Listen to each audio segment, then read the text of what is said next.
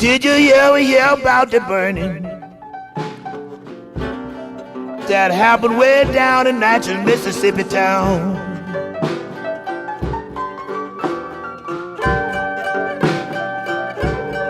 Did you ever hear about the burning that happened way down in Natchez, Mississippi town?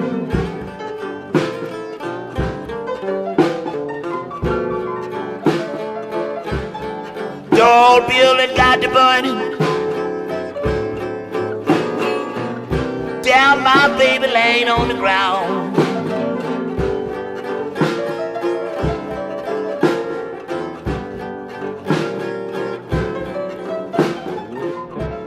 Charlotte Jones was there,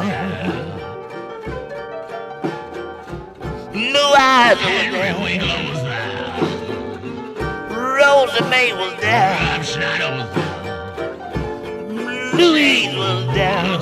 Did you ever hear about the burning that happened way down in Natchez, Mississippi town?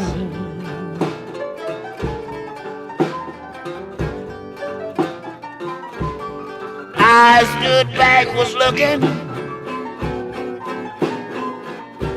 and the old building done tumbled down.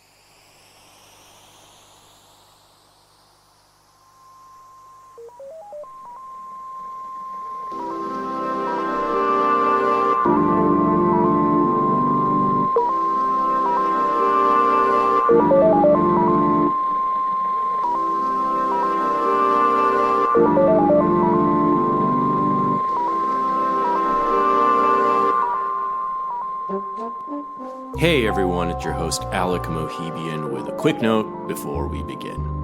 Filthy Armenian Adventures is an interdimensional travel program that takes you deep into the cultural mysteries of our strange and interesting times. In search of truth, in search of gold, in search of lost friends and unsung heroes, in search of John Galt's motor. The show is supported entirely by patrons at patreon.com/filthyarmenian. Patrons get access to twice as many adventures, including the most intimate and scandalous ones, plus regular 5 to 15 minute smoke break mini episodes on movies, shows, and topics of the urgent moment. Patrons also get first dibs on our next live event. The first two were a smash. It's very easy to keep Filthy Armenian Adventures alive. You can still listen to the premium feed on Apple or Spotify or your favorite app, and you can do so with the pride that you're putting a little bit of money where your soul is. More patrons means more landmarks, more hotspots, more secret locations, and forbidden territories around the world, and the world that is Los Angeles, our apocalyptic headquarters. It means we'll be able to track down more enchanting figures in the landscape and dare them to abandon their masks. Patreon.com/filthyarmenian. Gracias for listening, and enjoy the show.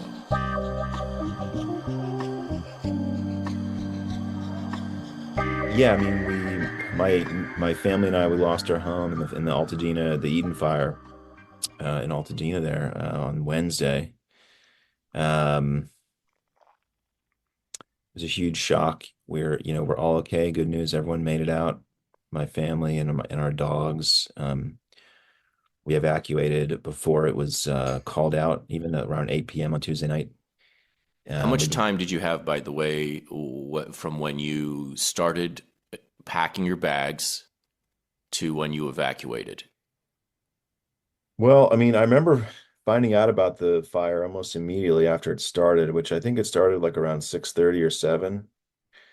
Um, and it was a very normal day. I had a shift. I had a work shift that got off like around 3:30. Went and picked my son up from school, came back, was just kind of doing the normal stuff around. I was doing some work around the house. I was actually fixing a toilet that was leaky. And I was really proud of myself for like doing the whole valve thing. And that was really uh my last memory of really like doing something in the house. And yeah, I mean, it was getting to be a little after dinner time, and the wind is just going crazy, and we were monitoring that, and we were monitoring the fires and out on the west side. And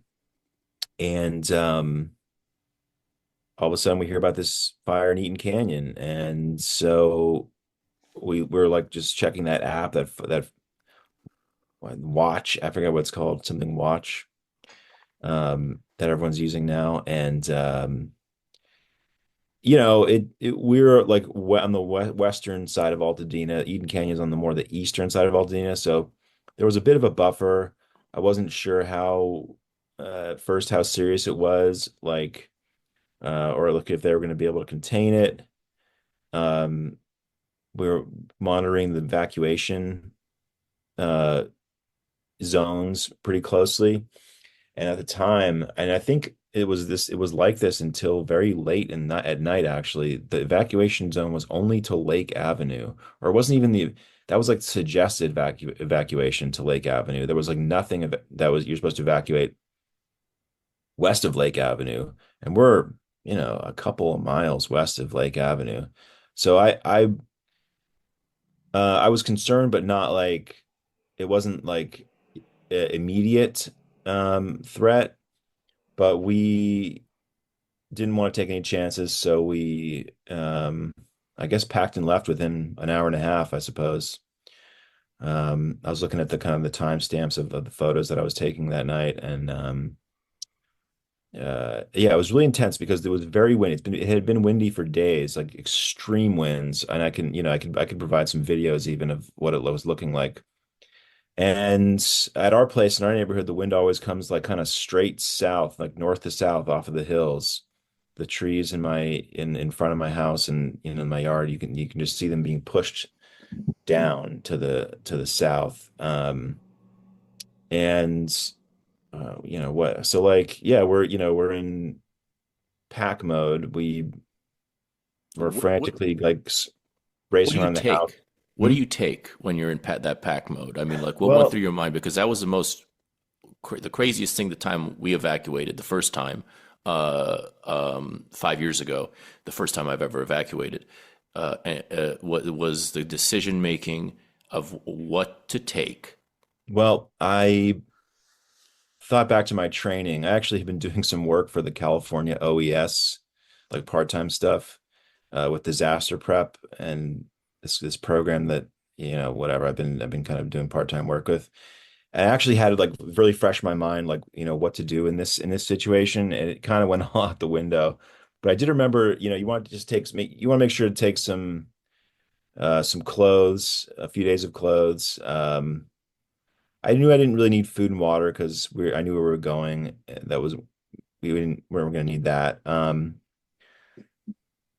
But important stuff, right? Like we have a couple of like accordion files with our kind of like, important documents, birth certificates, marriage, passports, IDs, stuff like that. Fortunately, I was able to grab those. I had recently done a lot of cleaning in our office, that area was kind of organized pretty well. So that was lucky that I got that stuff. My wife was focusing on the dogs and the kids stuff. We had to go. Yeah, well, the dogs have like medicine and stuff, and shit like that. And clothes. I One thing I did was I didn't want to like go through digging through my drawers and stuff and closets, so I just grabbed my dirty clothes hamper, and I figured, like it was pretty full, and I figured, what, all my favorite clothes, I probably wore them first out of the wash, so they're the ones that are in the hamper, right? Yeah, the hamper trick is one that I also realized when I was preparing to evacuate again from my I realized, oh, I'll just have a hamper. I'll just take that, and you can also throw things into the hamper like little items, and they'll be softly cushioned. Yes, exactly. And it's just easy. It's like a huge time saver. I Other stuff, I mean, like the thing is, you gotta understand, at the time, I didn't really think that this was it. Like I thought there was like a very small chance actually. So I was just kind of like not really giving it the thought that I should have, um, unfortunately. But I did end up taking a few things that I'm happy about. Like I just I have some guitars. I picked three guitars, threw them in my trunk. I figured, you know what, I use these, I play these, and they're kind of they have some value monetarily too. So I'd be pretty bummed if I didn't have those. So glad I got those.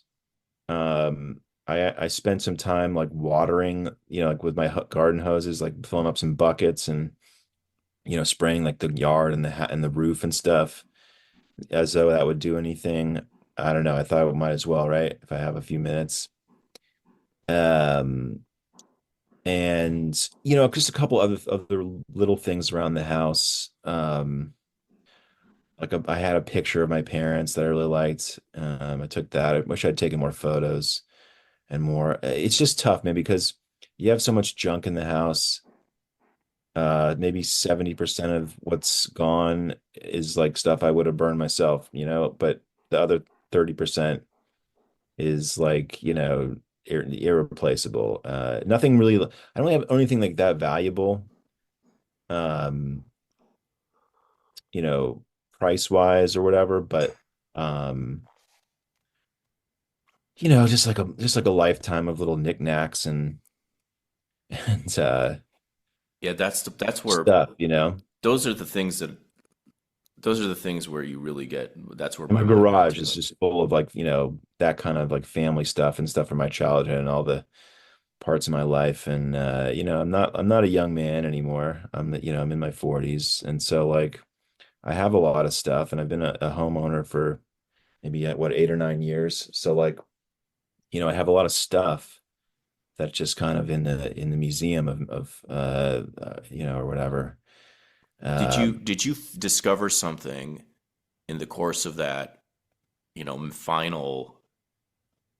final collection of items like that, did you discover something that, not necessarily in the moment, but later you kind of looked at, you examined, having you opened up and you were kind of blown away, or were there any of these little moments in that kind of in the museum of your past that you had a little visit with?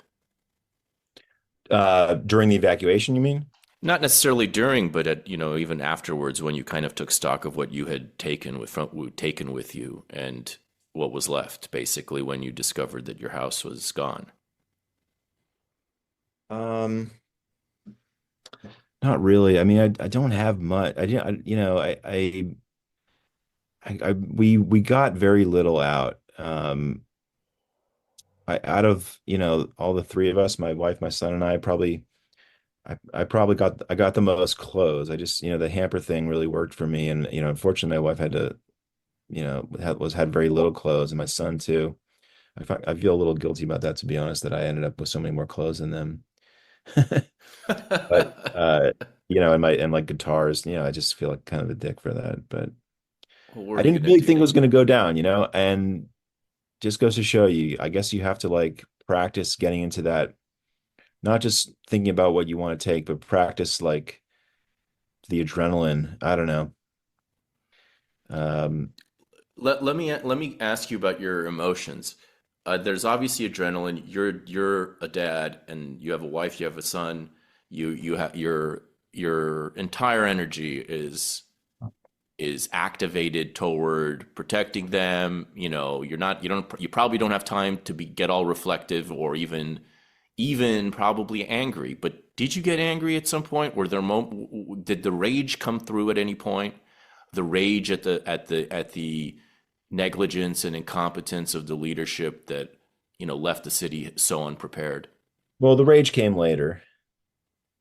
It wasn't happening during the evac. We were pretty calm. I mean, I was more or less pretty calm during the evac. I was getting a little excited. Um, Thinking about like what am I like what's the plan here? What's the plan? If it comes out here, am I going to come back and try and fight this thing, or is anyone going to, are there any neighbors? Like, should I just stick around and do the hose thing, which a lot of people do, and I've heard a bunch of stories like that. Anyways, but no, the rage didn't come till later. But like I said, like we got out at 8 o'clock, and that was actually really early. We actually had more time. Plenty of people left later. I actually came back and revisited the place at 5 a.m. We can talk about that in a little bit too. But I think the takeaway is like to um if you think you do have a little time, you can think about this stuff a little more, like it's not like the roads were jammed. It's not like Palisades were on that big hill where there's only one way in and one way out. Altadena has a lot of ways in and out. It's just a grid that attaches to Pasadena on top, basically, so there's not like there was a little traffic heading out of there, but not a ton. I don't think anyone got trapped in their cars in Altadena like they did in Palisades. But uh yeah, I mean, first thing was just, get the family to safety and just see what's going on. Power was still on when I left. Um uh like I said, I filled some buckets with water in case I need to go back there and use them. I didn't really see a lot of neighbors at that time, but it happened really, really fast. And when I was leaving, I did see the glow behind in the distance to the east. And I was like, whoa. And not only that, my friend who lives more to the east, sort of near Lake and like Woodbury, was sending me pictures from his roof. And what he was sending me were these just like incredible photos that were just unbelievable about like of like what the fire looked like on the hillside. And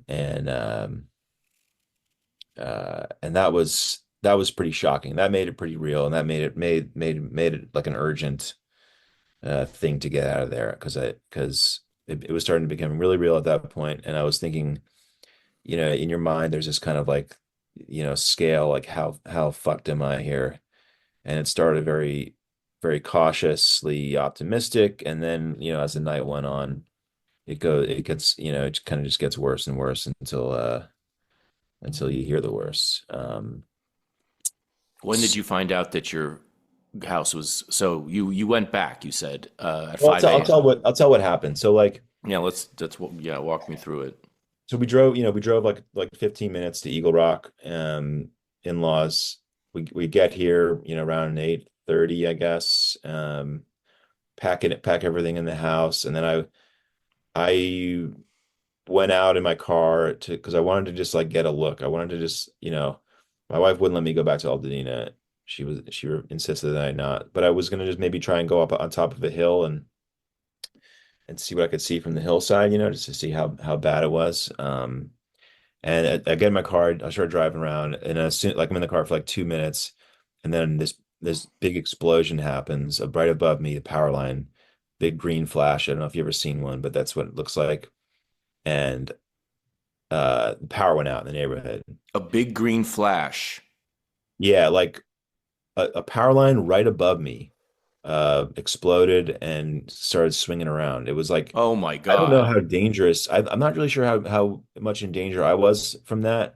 It looked like it just kind of shorted out, and it wasn't active it wasn't like sparking on the ground or anything afterwards. But I was pretty scared about that. I called 911. I told them there's a down power line. That whole process took like 20 minutes to actually get someone on 911 during that time.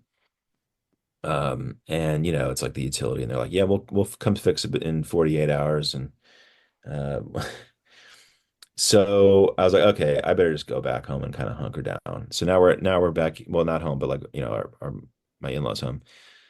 Uh, we're eyes glued to the news, to the phones for information. Um, uh, can't charge the phone, so we're kind of like spending uh half the time like in our cars, just like with the cars on, charging our phones because we're all at like 10% too. And you just I have to be in touch with whatever news is happening, right? Yeah. Uh, Watch Duty so is that app, by the way. The name of the app watch. was Watch Duty that we all had, that we've all been, dependent on. Yeah, watch duty. Just got a voice message from Bret Easton Ellis of the Bret Easton Ellis podcast. Let's see what Bret has to say. I understand people were angry enough all over social media, which I ventured onto last night. I understand people are furious with the state, furious with the people who run the state, and especially the city. And I get it, and they're right. They're right to be. But at this point, I kind of think just get the fires out and make sure everyone's safe, and then let the cascade of criticism come in. Because I really do think, Adam, I was thinking about this. I think this is such a cataclysmic turning point that I believe California might go red. I know it's hard to imagine, and I know people think, no, this town is too libtarded to the state, let alone Los Angeles. But I have a feeling, I think these people, when they realize the bureaucratic hell they're going to go through in terms of the California insurance system, I don't know what it's going to do to them. I really don't, because it is so obviously a man-made disaster. And why this happened is because of policies in this state and in this county. They just are. I mean, who else do you look at? It's not climate change. I mean, when I hear an idiot talk about climate change causing this, I think you're just an idiot. An idiot. What are you talking about? And everyone has been talking about this for over a decade, maybe two, about the failed policies of the state and why the fires rage the way they do, and that they're just not being taken care of. After the fact that there was not enough water not enough water to put out the fires. So these thousands of homes burned. And don't get me started on the 140 firemen who were fired because they didn't get the vax, and the 3 lesbians who run the fire department who are all obsessed with DEI, and then on into the reasons why the fires started. Well, thank you for sharing your perspective, Brett. It sure is nice to hear the spirit in your voice. Now back to our regular programming. I go to sleep maybe like midnight. I woke up at like 4:30, and it's looking bad. I decided to get in my car and drive over to Altadena, just kind of see what if anything can be done. Um, and I didn't really know what to expect, but I'm by myself. I'm in my car.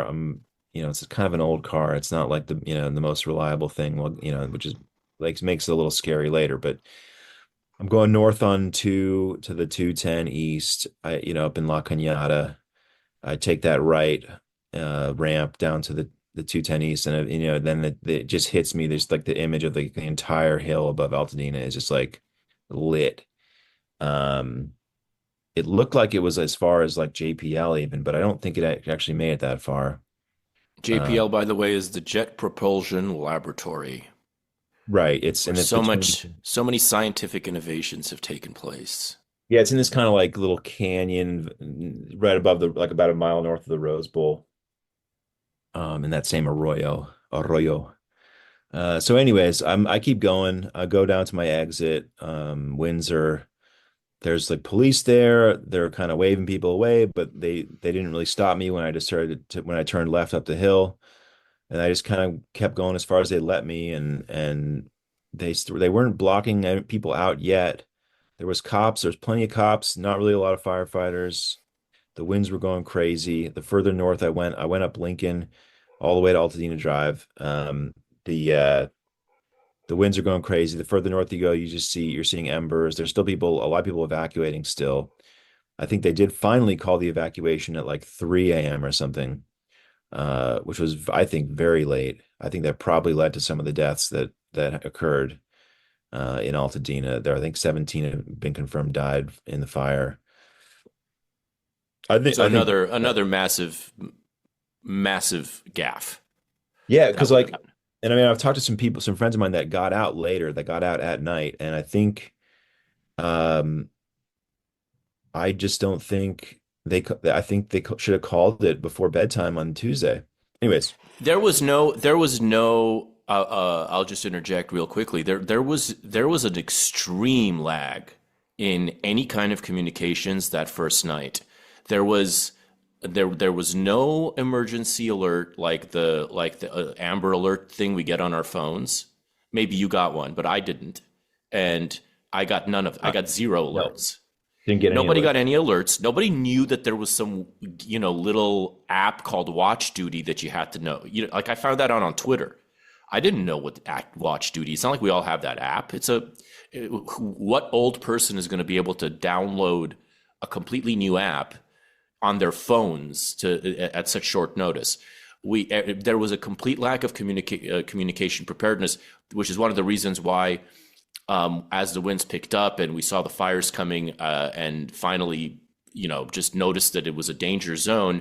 I drove over to Brentwood to evacuate my mom and grandma, even though they weren't yet mandatory. But it was like we were evacuated before, and the Altadena. Way before the Altadena final command came. There was no communication the first 24 hours that was in any way useful to people who aren't super technologically dialed in. Yeah. I mean, and that's a great app too. I mean, it's a very well made app, and it gives you good info, and it's a map, and it's interactive. It works pretty well. I mean, but yeah, it's like same. I think I probably saw someone using it on X, and then everyone downloads it all, and that's the standard now. It seems like. Anyways, but yeah, you know what? It did hit me with one of those alerts, those Amber Alerts, back at 5 when I was going back in there, but not before I left. So at some point, maybe they did do that. But like I said, I think it was too late because people have gone to bed, especially old people. And I'm sure that those are the ones that the people that died were probably mostly like just elderly, or like disabled or what bedridden or whatever. So yeah, I'm going up Lincoln. The smoke is getting thicker. I can't really recognize where I am. There's people and it's a traffic jam the other way, going south, but I'm going against that. There's people with like horses walking their horses. Altadena is like a very like it's like a little horse town kind of. There's a lot of people with livestock and even at the park, there's like a little equestrian oval that people use. And yeah, it's just you've seen images of like the wind whipping those sparks, those embers through, and that was what it looked like. And I just was gonna just try and see how far I can go up before it got like really before I thought it was gonna get really dangerous. Um, I turned right in Altadena. I Visibility is so low now. I can't see maybe like 10. I can see like 10 feet in front of my car because of the smoke. Probably really stupid what I was doing. Um, uh, I managed to kind of the police were cutting people off on the main streets north of Altadena Drive. And that's where my house is, north of Altadena Drive. And but I snuck up a side street. Just the streets are pretty empty, so like there was not a lot of cars parked. So it seems like most people had gotten out by then. But there was a lot of debris in the roads, a lot of like tree parts and branches, and maybe even some utility poles. I managed to kind of crisscross up to my street. Um, I got up to my house, and it was like nobody there, not a fire truck in sight. It's, there's no reason for me to be here. I gotta go. And that was the last time I saw my house. I turned around. I didn't even get out of my car. That would have been too scary. You hear about these people who like stayed behind to fight, and I mean like, and kudos to them, but that was just insane. I wasn't prepared for that with like gear or squad or anything. It would have been nice. I mean, I don't know. No, it would have been stupid. Uh, yeah. So I turn around, I go back down to the end of my block, and I looked to the right towards the corner of like Olive and Palm. You can kind of see where that is on a map just to get a sense of it. And that was the first house on fire that I saw. There hadn't been like I didn't the whole time I hadn't seen any actual houses on fire in my neighborhood. But then as I was leaving, I saw one on the corner of Olive and Palm. Um, and um I was like, okay, that's not good. It was like a spot fire. So it was like the fire was like moving house by house. It was like random houses were catching on fire in the middle of like where there's no fire. Um, I turned around. No, I didn't want to go. I didn't want to drive past it, so I went the other direction. I went south, and I went back to Altadena Drive, and then I saw a huge fire. I saw like two houses on fire next to each other, south of Altadena Drive, which was kind of it was that to me that was something because so far I hadn't really seen anything on fire north of Altadena Drive, which was like closer to the wildfire. So I thought, well, this is really, I mean, the wind is really spreading this. It could spread it pretty far, just by wind only. And there was a woman parked outside um the house that was on fire, and I said, I stopped and said, "Do you need help?" And she said that her dad was in there. Um, I mean, at this point, I'm like trying to get out of there as fast as I can. Um, there's nothing I could do in that moment. There really wasn't. I mentioned it to the police that were on the corner, like a block down. I don't know what happened to them. Um, I don't know if he was in that house or like in the house, like a couple houses down from it or something, but Um, that was it got really terrifying for me at that point. And then I called my wife and I told her I'm coming home right away. My biggest fear was that like I'm gonna get hit with a tree or something, Yeah. and then Anything is like the that is car's gonna possible. stop. The car's gonna stop, and then I am gonna be on foot. And I just thought that this is not where I want to be right now. I'm glad I checked it out, but that's it. And as far as my, prognosis for is my house going to survive or not, um, at that point I'm thinking like, okay, it's past just like a toss up. It's now going to be like kind of a miracle if this my house and the neighborhood are going to be able to make it through this because there just was no fire department. Like there was like none. I didn't like see any trucks at all. Even even there's even a firehouse there on Lincoln, which I learned later was destroyed. Ladder number 11, I think. LA County 11. And they must have just been out east in Eden Canyon, trying to contain it. But I think what happened was that they got outflanked to the north and west, and then those strong, it kind of goes like uphill that way from Eden Canyon, and then those south face, the winds coming from north to south, just started blowing embers all over the neighborhood, and I mean that you can look at a map, but that whole northwest Altadena, well, just all Altadena, but like that area in particular is like totally leveled. And that got pretty far down south. I don't know if you know the area very well, but Woodbury is a big street that goes east-west. And I saw the next day when I went to check it out that even some homes below Woodbury burned. Not a lot, but a couple dozen probably. And that's pretty far south. But for it's like I think that's almost like Pasadena. I think actually Woodbury might be the border between Altadena and Pasadena. Or no, that's Washington, I think. I Well, don't know. so the question of whether or not to stay and to try and save your house is one that comes up in these uh, Yeah, disasters.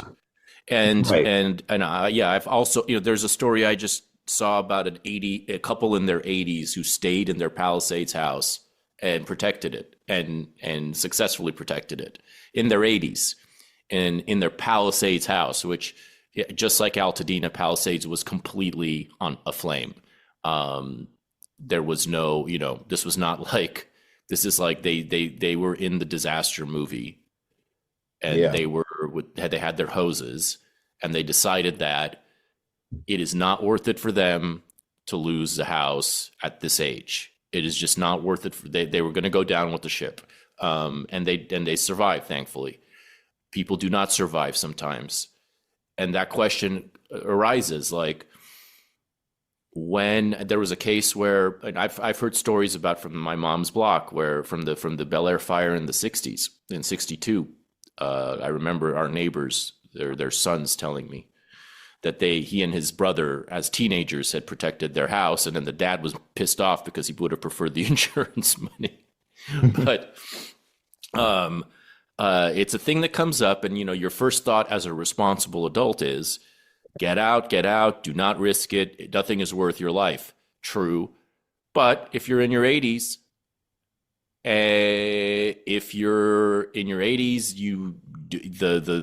the idea of starting, like from scratch in terms of where you're going to live, where you're going to do, all going through all that, it might not be such a clear-cut decision as to what is the wise thing to do. Other factors would include if the house has, certain significant, unique values to it. Either maybe the fact that you built it yourself, the fact that it's a landmark, the fact that you have so many treasures buried in it that you can't possibly imagine living without. There are factors that I can totally understand would keep someone at the house, take the risk. You shouldn't be doing it if you're a dad with young kids or anything like that, I would say. But Would you? I guess my question to you is: do you foresee any kind of scenario in which you would have been motivated to stay? And even with all the risk, even with the like, especially because of the risk, if it wasn't such a major risk, you wouldn't be thinking in these terms. I mean, you would be like, you would be playing Yeah. it safe. It's only because you think that Well, staying is the difference between losing your house and not losing your house that you would stay. look, What, I what think in that's it's right. Okay, so the risks are there's like a lot of risks. I think the biggest one is the wind causing large objects to potentially hit you and cripple you or knock you out. The fire itself, I mean, like if you have the right kind of gear, and something to breathe through, and like the right kind of clothes and boots, I mean, you could probably kind of hang out on the street and have a pretty good chance of surviving. It's going to be tough on your lungs, of course. But you never know because like something could explode. Someone's like, some gas tank or some battery thing or whatever, or a tree or something. The wind is really was really terrifying. Because you don't want to be trapped under like a light pole or a utility pole or a big tree. Um, if you if you were with a squad, if you had like a bunch of people that you were working with, that would be a huge help. If you had the right kind of like real equipment, like hoses or maybe access to someone's swimming pool with one of those generator pumps, and you actually had some training on how to do that in an emergency, that would be a plus. And someone who has like a really reliable like kind of like an SUV or truck or something that can get people who are injured out. Um, those are all things that would make it more possible, but like still really risky, I think. And I was by myself, so there was no way. It's funny. I saw a um a news story the next night on Wednesday, and I was watching the news late at night, and they were interviewing this guy, and he was in Altadena. He did stay and saved his house, and he was out there working all day on it.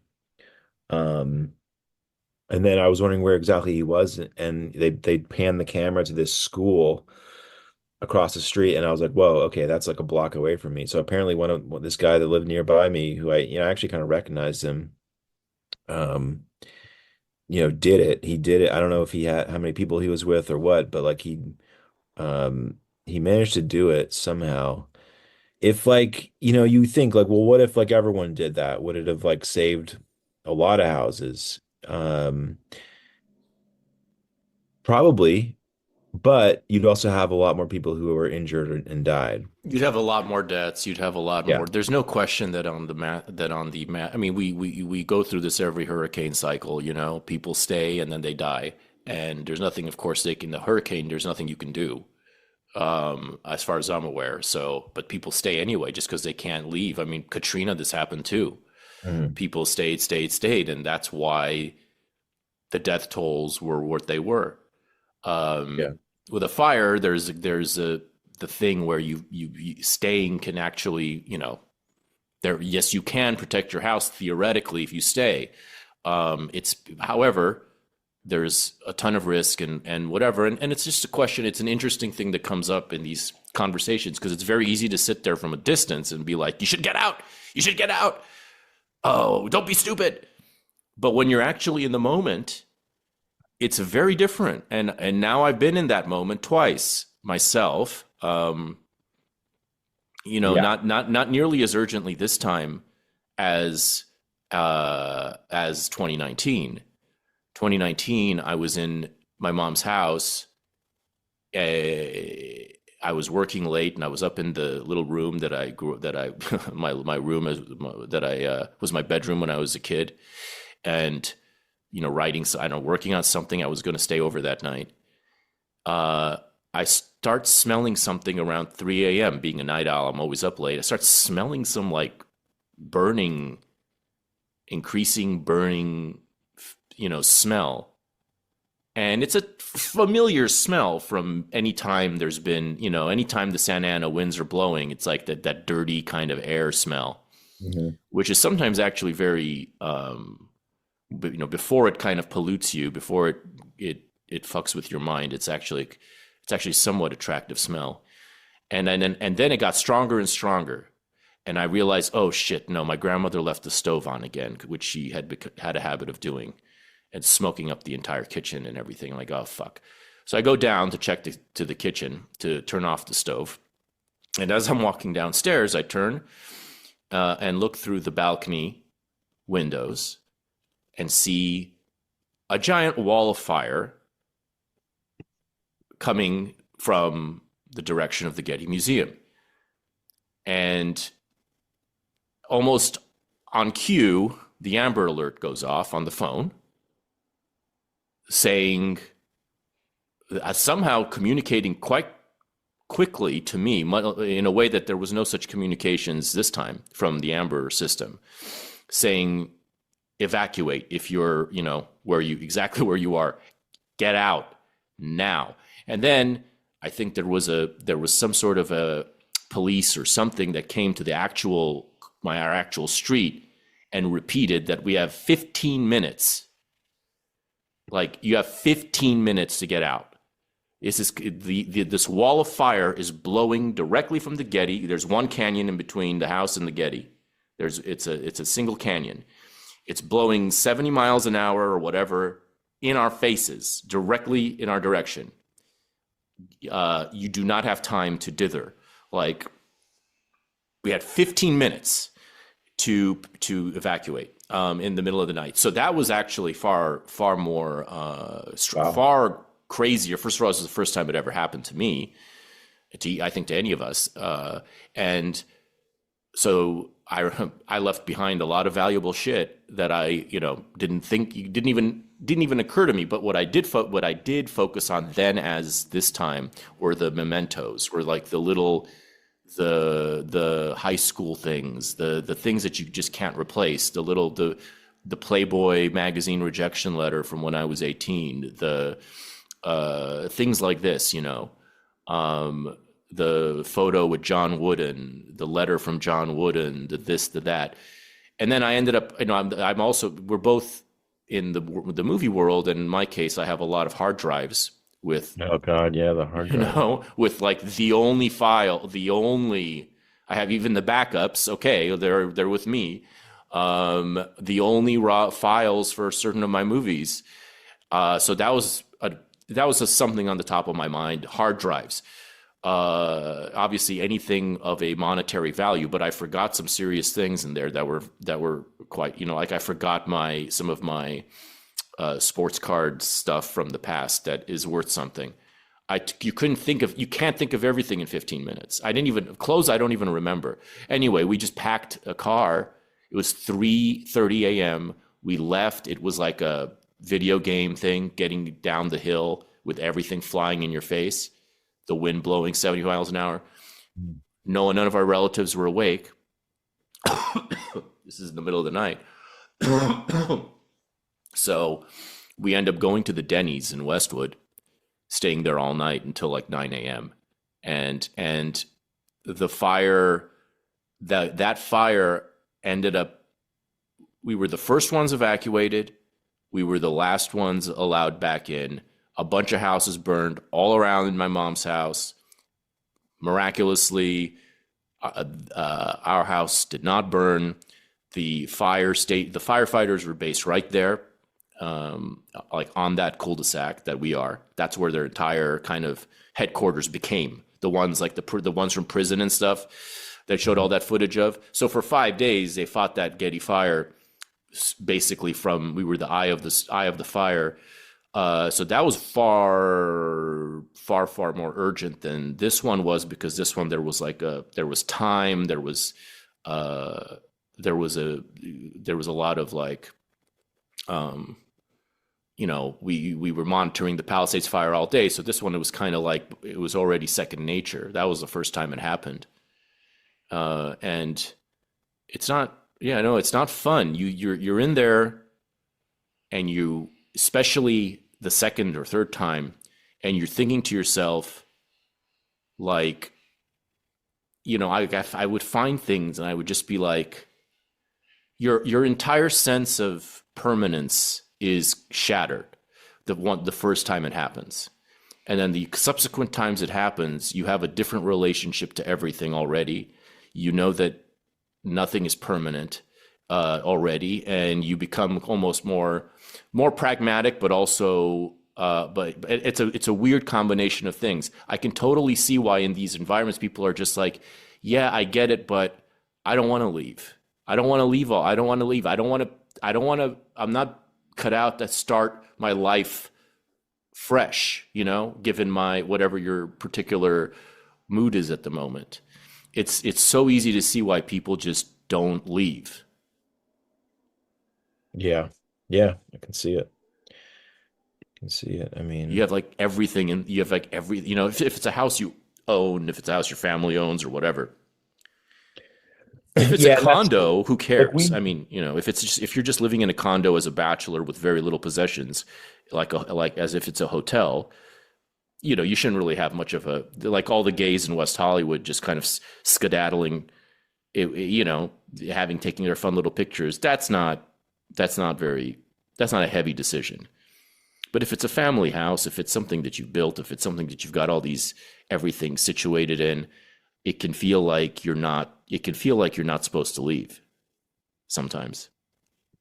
yeah, we had been there since 2021, so almost 4 years total, I guess. And so it's not like we've been there a lifetime, but like it was a good amount of time,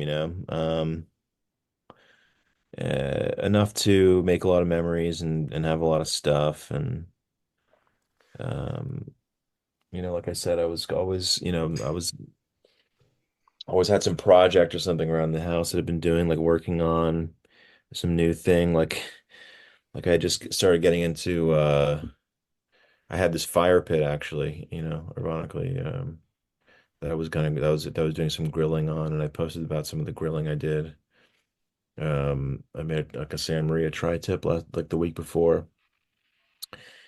I think the backyard, fire stuff is going to be a different kind of a ball game now in LA. Oh Um, yeah. Although, I don't know if those backyard fireplaces are in any way an actual danger. I mean, if you're not, do fireplaces cause fires? I mean, aren't they kind of can they can. insulated? Oh, okay. I almost on Halloween I almost had to start a fire with my gas grill because the tank broke, and actually had to have the fire department come out to it, and that was kind of scary for a moment. But I put it out with my garden hose. It was not really a huge deal, but in retrospect, You know what was crazy is so after I evacuated my mom and grandma this time at the same before or whatever around the same time you were evacuated basically. Weirdly enough, even though you were in a million times worse danger, and a bunch of the Altadena people didn't get the notice until 3 a.m., which blows my mind the more I think about it. I got back here at my apartment at 10 p.m. that night, having evacuated my mom and grandmother. They stayed with my relative, with a relative here in Hollywood, and then of course the power was out all over Hollywood. I don't know what it was like in other. I mean, there was a huge power out. They had intentionally shut off the power that night. By that point, in most places, although commercial power seemed to be on. Like I went to a Denny's again, the Denny's here, the Satanic one on Gower's Gulch, and but there was no power in my apartment, so it was pitch black. And after all that, and and I'm a night owl, so I'm not somebody who's like ready to go to sleep. I spent some time at Denny's. I come back and my phone's dead, which is another thing people don't think about. Like Denny's would not let me charge my phone, so the power is out. My phone is dead. I have no way of finding out what's happening anywhere or communicating with any of my relatives at that point. Everything is pitch black. And I'm thinking, well, I do have a few candles, but candles in this, like, I'm worried that if I light a candle, even indoors, I am potentially creating another giant fire hazard, you know? Like all these little things that involve fire now are so fraught with possibility. All right, Um, so tell me if there were any other stages to your week after you evacuate, when you found out that when the rage sets in, when you found out about your house being gone. Was there a moment where it was like the adrenaline had subsided and you started to feel crushed? Or did you kind of feel like, this is just like a new adventure is beginning and this is just the way it is? forget what time of day. I think it was more the afternoon. So I did try going back to one more time in the afternoon to see if I could like get in and get a look at the house because I still didn't know yet what had happened. I drove to Altadena. It's all locked down by police. No, couldn't get in. It's just the flames are just ripping and raging. It's black smoke all over the city still, and I couldn't really get anywhere. I did see some houses burning very far down south, uh, around Woodbury, like I said earlier. At that point, I was thinking, okay, this is like it will take a miracle now, but who knows? Maybe like a few houses in the neighborhood are untouched. We're talking to neighbors via text. I get back home and I'm just charging my phone in the car.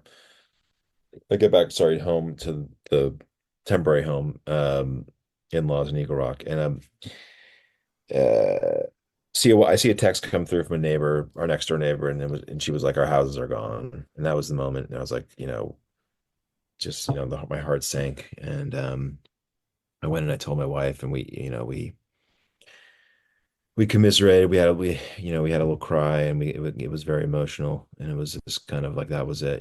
I any hope that we still had was obviously gone. We at that point we decided to go to Covina, just pack up and leave, go someplace a little further away for safety and yeah, I mean up until then I kind of was just like holding out the slightest bit, that maybe there's a chance to just skip the house or something. Apparently we found out later that only three homes on the block on the whole street survived out of like 20. Uh, three next to each other. How that happened, I'm not really sure. You can go to recovery.lacounty.gov and see a map. You could have like a map of every house that's burned and didn't burn. They're kind of still filling it in right now. But you can kind of get a sense of like as you look at these blocks of like it's like red house is gone, black house is undamaged. There's just these little pockets that survive somehow. Not really sure if that was because there was like firefighters there or what. But it was just very random, and it's like, if your house survived, that's a, extreme luck at that point.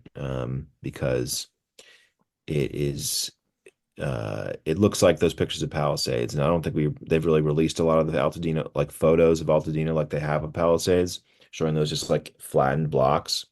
But it's just like that. It's the same thing. It's just thousands of homes, thousands. So that information took a while to process. The next day, we actually got photos from someone who snuck in to take photos. And that was even another kind of like, hit to the gut because we hadn't, because you don't really accept it until you see it. And now we've seen it. And seeing it in person is gonna be the next thing that's gonna be like a new level of realness. Because in my mind, it's like this place still exists because I was just there, like, just a week ago, days ago. It's been a week now, but yeah. But these places are so real still in my mind, like my backyard where I hang out, or my living room where I watch TV, or my kitchen where I make food um and work and it's like it's still really fresh in my mind. it's kind of like when someone dies, it's like they're gone forever, but you have those it's like still it still hasn't like it's still you're still not that far from it, you know? So Yeah, it's still like they're there. It's like there's an echo they're of their almost there. existence. Yeah. Yeah. Um, so yeah, I mean, then it's just there's this kind of novel stage of you have, just trying to find some comfort in wherever you're staying at. And, we've been really lucky. A lot of families and friends have been offering help and support. And like I said, we stayed for a few nights in Covina. We're sort of like in here for the long haul now in Eagle Rock for the time being. And, if we may stay, we may try to find a rental at some point. I'm not sure yet. Um, but this is going to be the next thing is now this is the new normal thing. The new normal for us now is just being refugees, kind of like not in our own home and not having that kind of freedom that you get when you have your own home. Did you have you were insured? I imagine they didn't pull the insurance like they had been doing. No. When I heard about that, I checked my policy, obviously, and it said, good till April 25. So, yeah, I mean, I made a claim the day that it happened, and I haven't really heard much uh, from that front. Although I did talk to my agent, the local agent guy, and he gave me a little money as an advance, but like I haven't heard from my claim agent, whose name is LaQuisha, I think. Oh, LaQuisha. Let me actually, you think I'm joking, but let me just double check that. Hold on, I'm pulling up my phone. His name is LaQuisha. Well, we'll see. LaQuisha, yeah, that's my claim agent name is LaQuisha. Western sunset to the sea.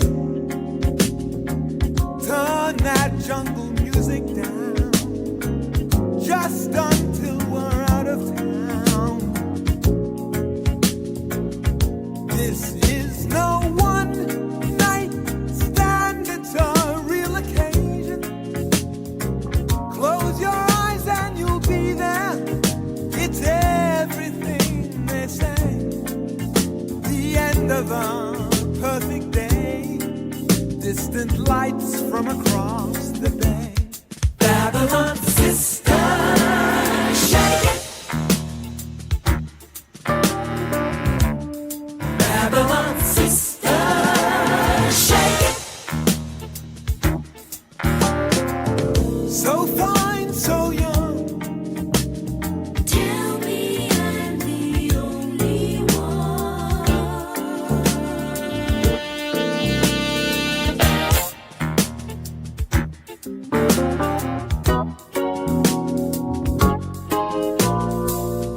Here come those Santa winds again.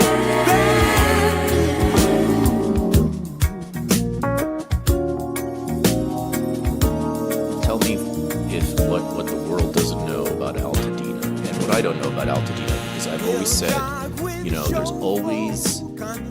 there's always some community or neighborhood in this greater Los Angeles area that I haven't been to, no matter how much of it I see.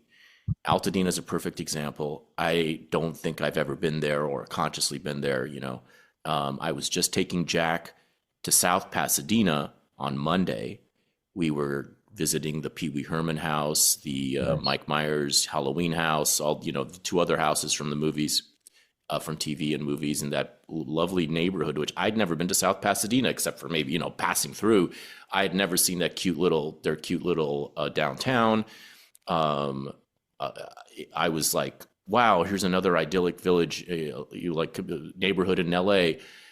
I've been hearing great things about Altadena now. I'd never spent time there. I've never been to Fox's Diner, which is gone. I heard that Gary, Indiana's entire papers were just sent over to a house there, or to a museum there, and that's all gone. What does the world not know about Altadena? It was my favorite place in LA. I like LA. I have a pretty good relationship with the city as a whole. There's some places I don't really care for much, and I wouldn't want to live. But like I think this is Altadena is the place that I liked the most and wanted to live the most, and was able to. I mean, it's it's funny you mentioned stuff that was filmed like in Pasadena and South Pasadena, like the things you mentioned, the movies and TV shows, because what they do is they shoot this part of town, like this, eastern, northeast LA, they call it South Pass, Pasadena, Altadena.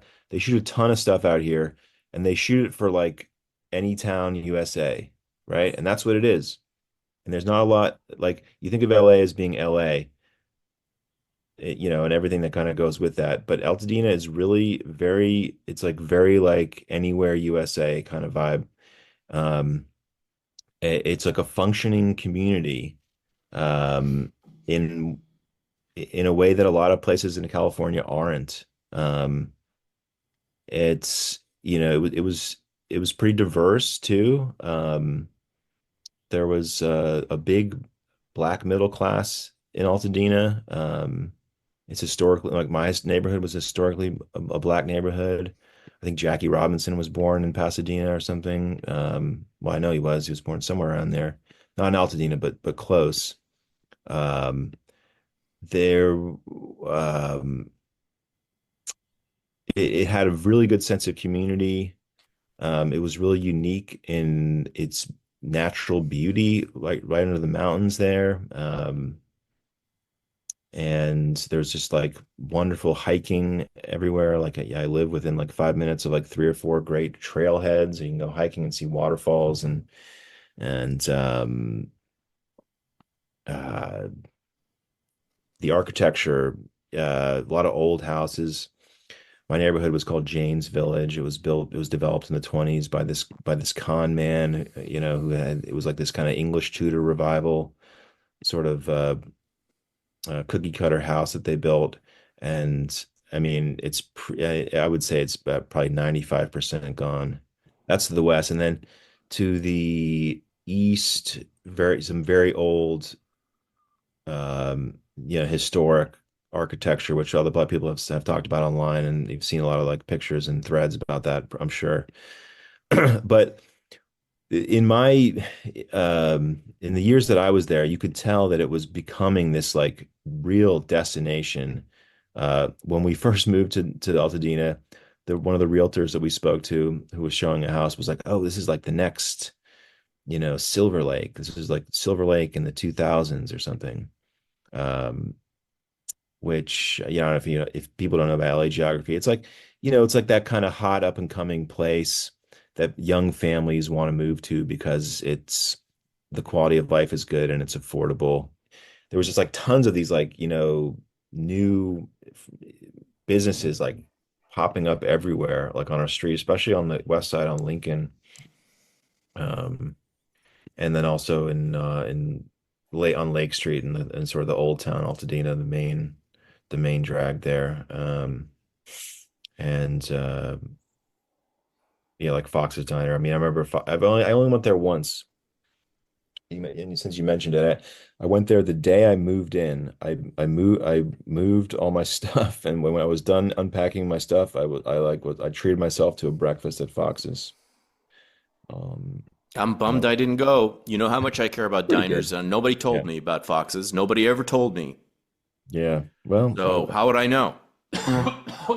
Like this is a big ass place, and I'm bummed that I didn't go to Altadena when it was still standing. that's funny that you've never actually you don't think you've actually ever sit foot there. You never done like the Eaton Canyon hike? Never did that. Never did any of Wow. that. I mean, there's every chance that as a kid we went through out. I'm sure I've passed through at some point on the way somewhere, Yeah. but no. I mean, it's the most. I've been to Pasadena a million times, Old Town Pasadena a million times, Rose Bowl a Well, million it's a times. bit out of the way. That's the thing about Altadena is you wouldn't go through it really, Yeah, I didn't go to because South Pasadena. yeah, Why would I have ever been in? Like, it would have taken a Like there was never a need. Anytime there was somebody or something Pasadena oriented, it would happen in downtown, in Old Town Pasadena. I lived in Pasadena for 5 years, and I never went to Altadena because it was just up the hill, and I was like, and I honestly, I didn't even know how far up the hill you could go. Right. It was kind of a mystery. I was like, oh, you can go past Washington. What's even up there? Or like past Woodbury. Uh, I had a friend who lived on Woodbury, but that was as far north as it went. There are these It was hidden deep. enclaves all over LA that you don't think about at all. And like, people Yeah. talk about how, oh, I grew up in the valley and I've never been to downtown. That's a bit of a bullshit exaggeration, although anything's possible. I heard a story about someone who grew up on Catalina Island and that hadn't left by the age of 19, had never been off the island. There's all kinds of weird shit you hear about.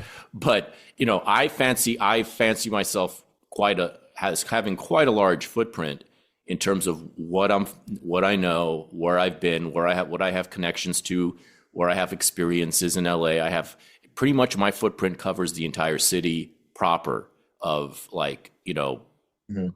from the valley, from the northest of the valley to the southest of, when you're already into Orange County and stuff, to the as east as even the city of industry in some respects. Like I have a long history in the city of industry, at the Frank and Sons a trade show, and I have like obviously up to Glendale, Pasadena, or I've been a million times to the Rose Bowl and to the Old Town, but there's so much all around that you can easily miss, and I don't think I'll ever discover all of it. It's kind of like I should have been to Altadena by now. I should have done an episode there for the show when it was still standing. I should have been to Fox's Diner, but I hadn't been. And it's not even that far. It's just hidden. If you're not, there are no concerts there or events there as far as I'm aware. So it's not the type of place that you would be drawn to by a foreign object. You have to kind of have a friend, either know people there or seek it out on your own. But then you hear about it like we're doing this time, and it's one of those places that make California seem magical. And not only that, but Southern California, but make it seem like such an integral part of the entire country. Like it is like South Pasadena. You can go there and it's like you've walked into anywhere in America, anywhere America. And it's the kind of place where the movies depend on to set a story anywhere in America. Well, yeah, and anyone who watches TV and movies has seen Altadena 1,000 times on their screen because they shoot stuff there all the time, and it's these kind of like when you see like a craftsman house on like an oak line street or something. That's probably somewhere in And the Altadena. houses, this is something that you have to be a little bit old to truly appreciate, I guess.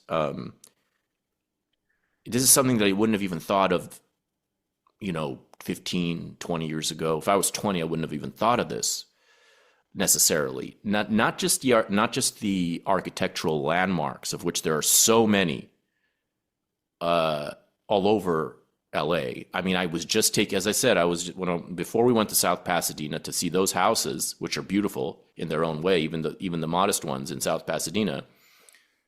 There's so many beautiful houses, just regular houses. Before that, I was taking Jack in North Pasadena, in Pasadena, to see the La Miniatura. What is it called? The house, the with the stones, like the Egyptian style Frank Lloyd Wright house. He has 4 of them.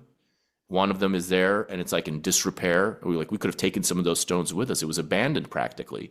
We walked all through it. It's the Melger House, it's called, or something. The official name is La Miniatura.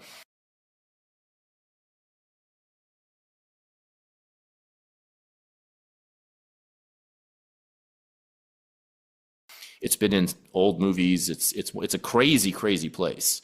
I mean, it's mind blowing. It's right there. It's a landmark, of course, but it's in disrepair.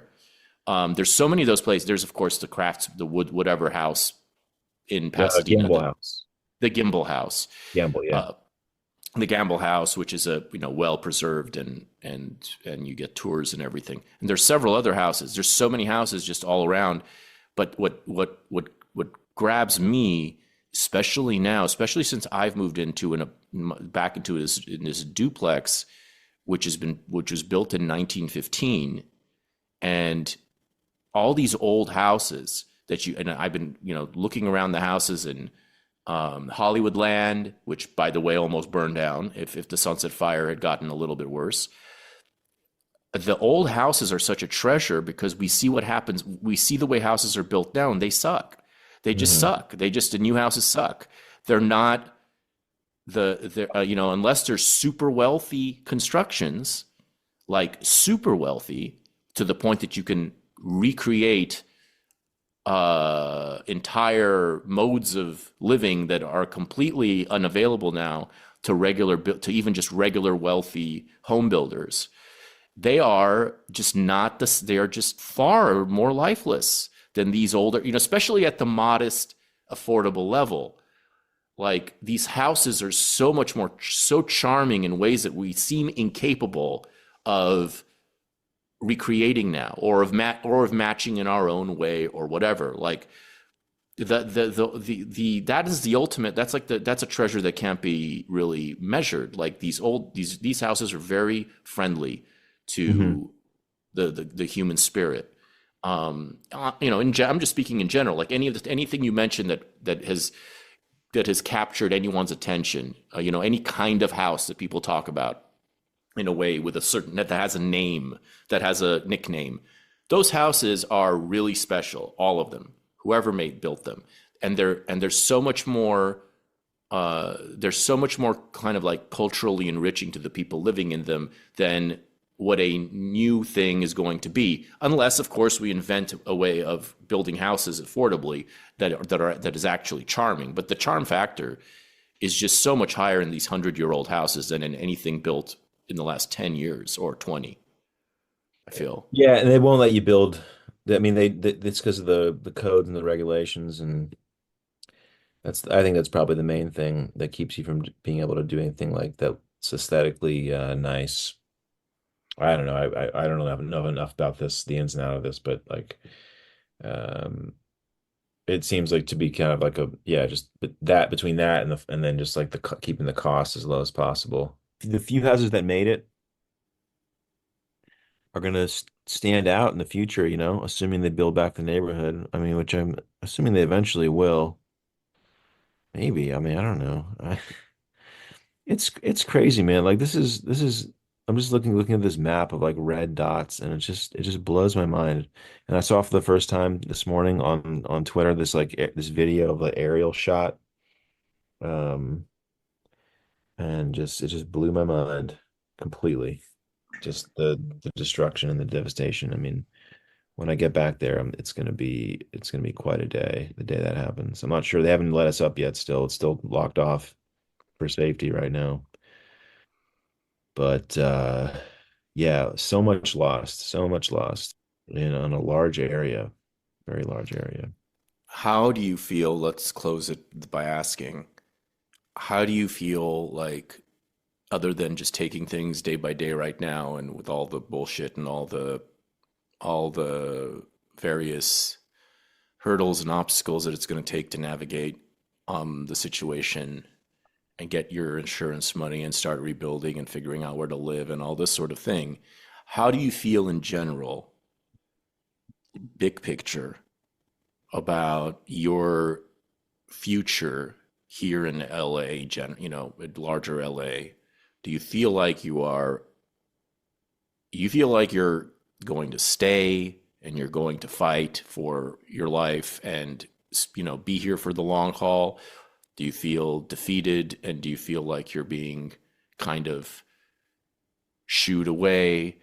How are you feeling in that kind of larger sense of your destiny? Yeah, just my honest read right now is I feel like I'm determined to stay and rebuild something.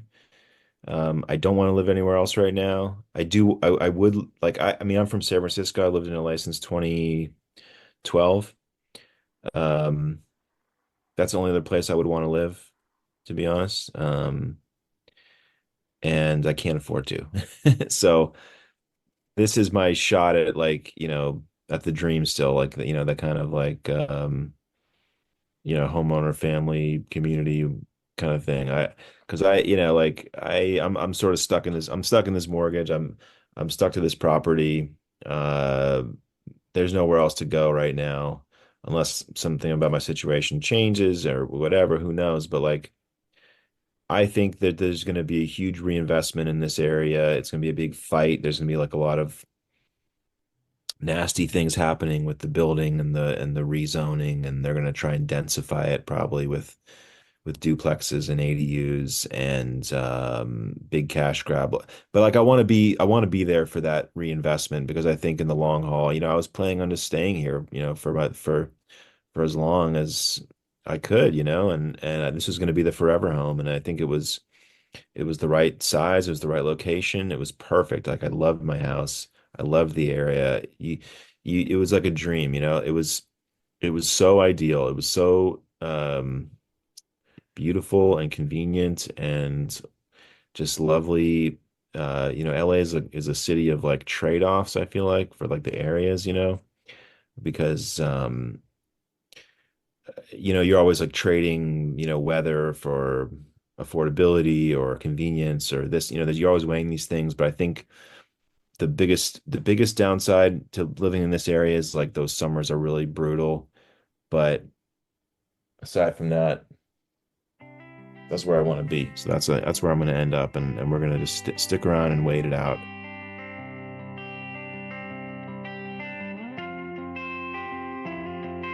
When the last ding-dong of doom has clanged and faded from the last worthless rock hanging tideless in the last red and dying evening, even then there will still be one more sound, that of man's puny inexhaustible voice, still talking.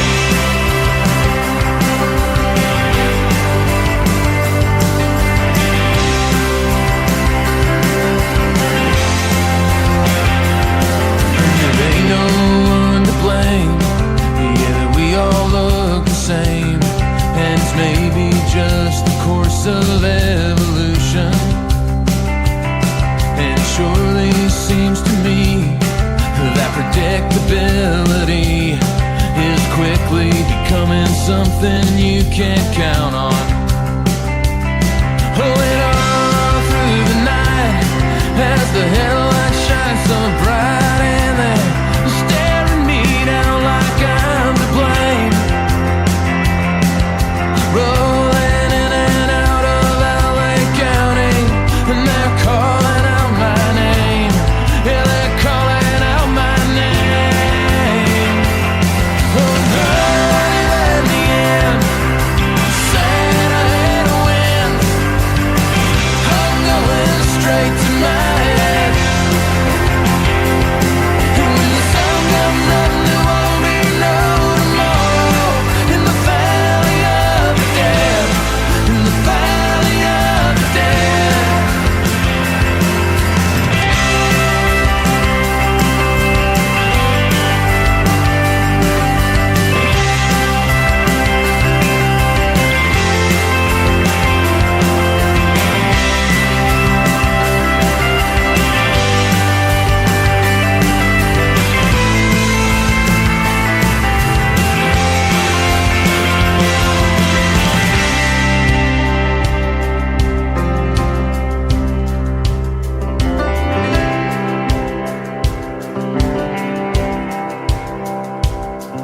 There ain't no skating by, we're all gonna die.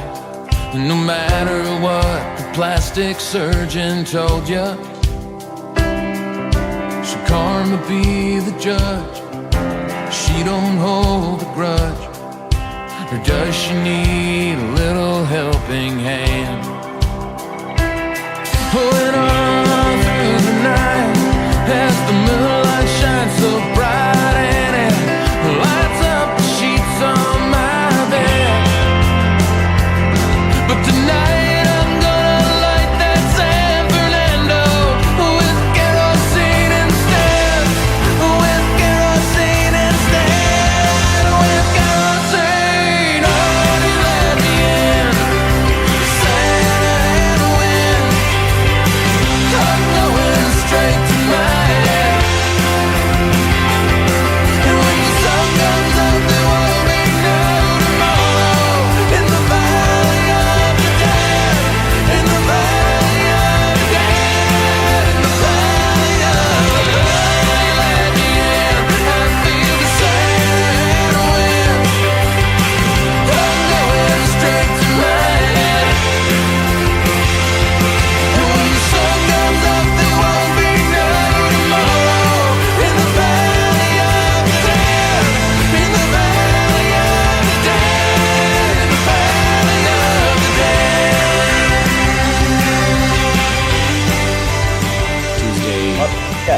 is Tuesday morning. And as you know, we all knew there was something in the news. Oh, heavy winds.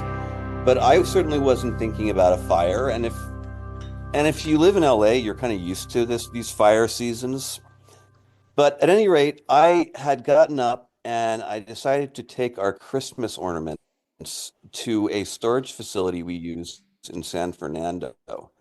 And it was sort of an annoying errand that I didn't really feel like doing, but I went to take care of. And, it ended up being probably I don't know, 90-minute round trip. And I was kind of grumbling to myself, oh, why do we have all this stuff? It's ridiculous. We have so much stuff. We have to rent a place to put the extra stuff, etc. And I was driving down Sunset into the Palisades when I saw the big black cloud of smoke up in the hills, which I've seen that sort of thing before, but this was notably closer. It looked very disturbing. I thought, oh, that's not good. But again, I thought, well, I'm sure it'll get taken care of. A half an hour later, I got a call from I have an 11-year-old from St. Matthew's. Please come pick up your children at school. And again, I thought, well, that's not necessarily cause for alarm. They err on the side of caution, and they're always worried about air quality, and they just want to get the kids out of there just in case. So I went to the school, and they're very orderly with the pickup and all that. It's a lot of Teslas and SUVs and sort of a lot of moms in tennis gear and Pilates gear. And it did seem a little bit more an air of panic more than usual. Mothers were sprinting to their kids, and I kind of thought, well, am I not taking this seriously enough?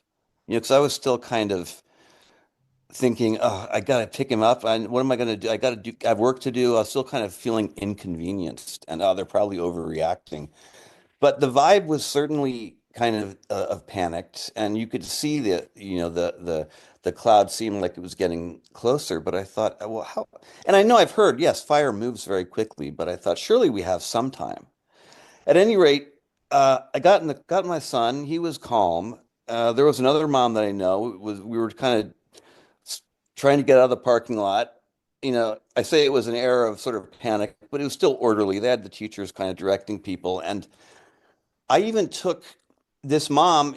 Her son is good friends with my son, and she's up in the Highlands where the fire started. Her parents were there visiting. She's like, "Well, I got to go up there and see what's going on. Why don't you take my son and he can hang out with your son?" And I thought, "Oh, yeah, okay." But then I ran into her, I don't know, like 5 minutes later, and when I was trying to get into my neighborhood, and she said, "You know what? That's probably not a good idea." And even in that span of time, seemed to have gotten more serious.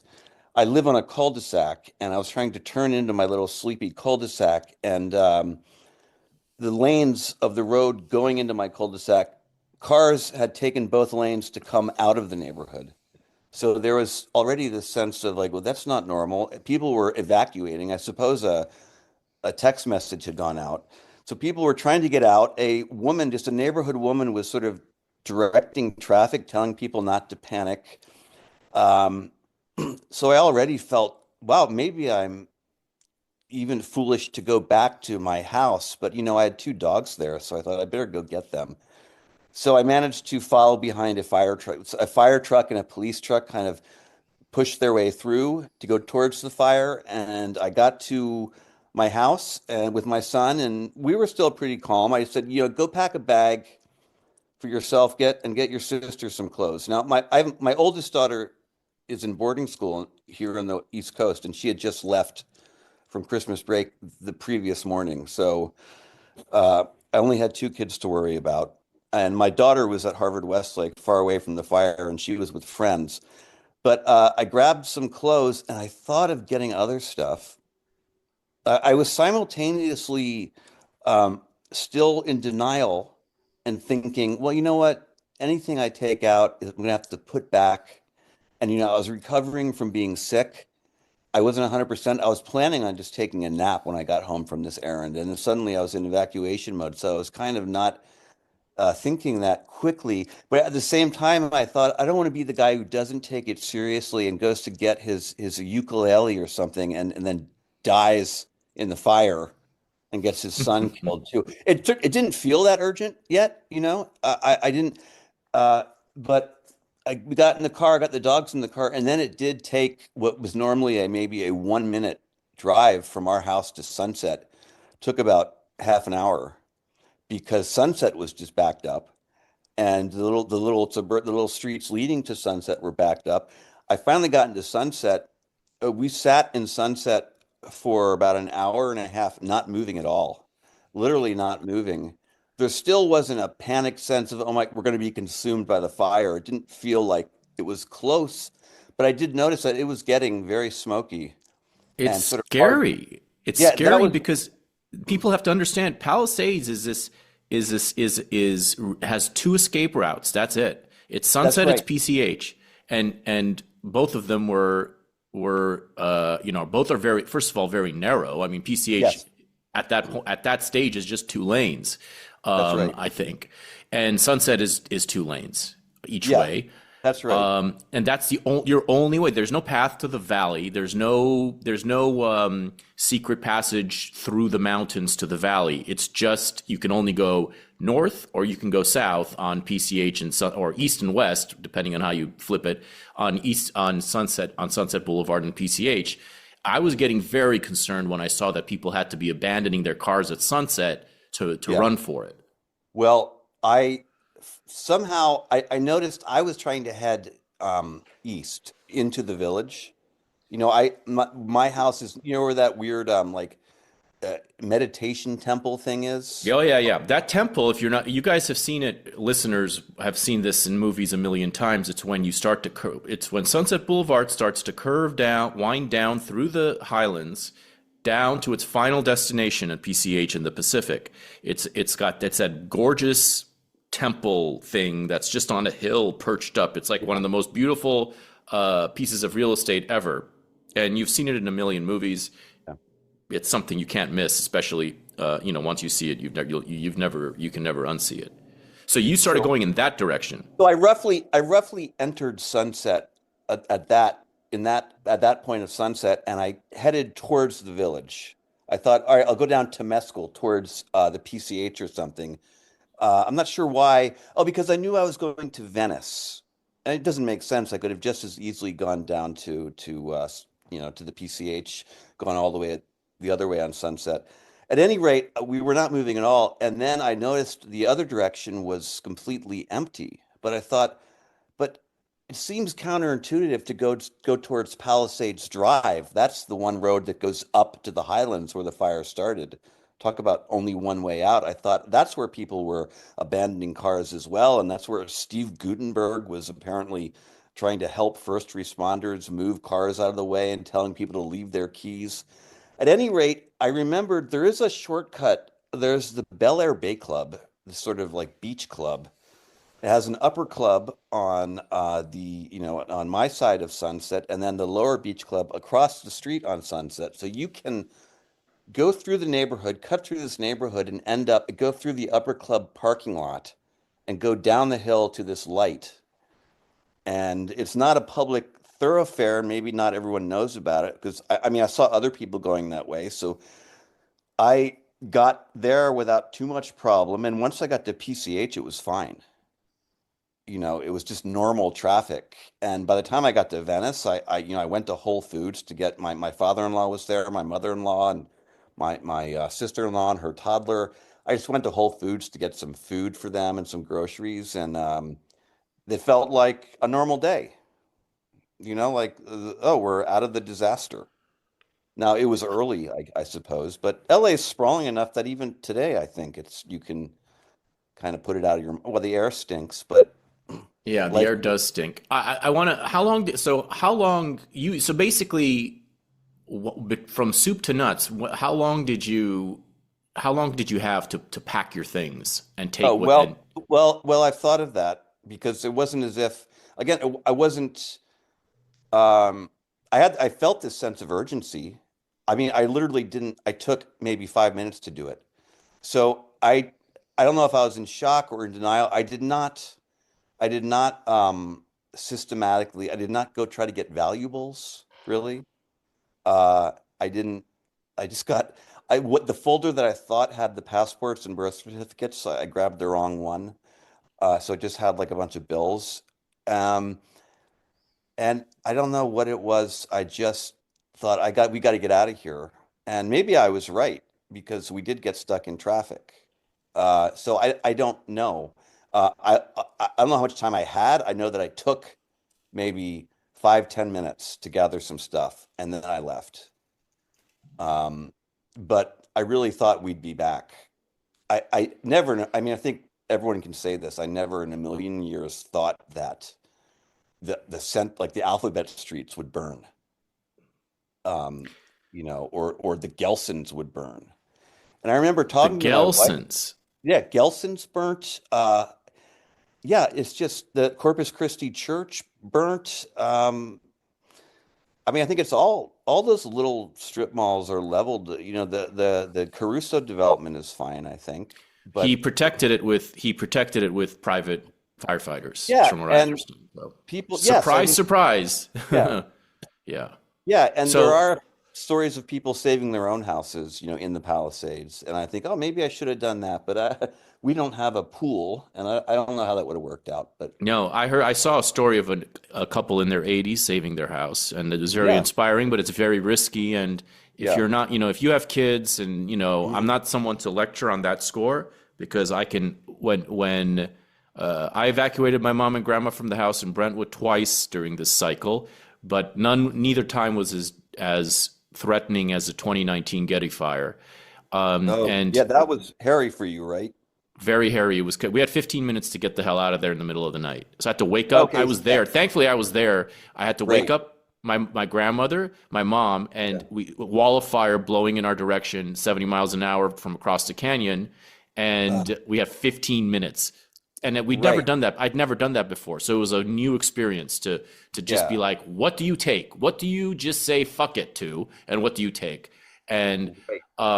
you definitely, there is a sense in those conditions that you begin to understand why people don't leave. It can be overwhelming. It can be the Yeah. thought of ever having to lose your house and Hmm. live beyond, outlive your house. It can be overwhelming for some people. And if you have Yeah. kids, you have to do the responsible thing and just get the I'm hell out of there. examining I'm looking back at my mindset, and I think I just kind of rejected having to make that decision. I thought, well, I'm not going to deal with this.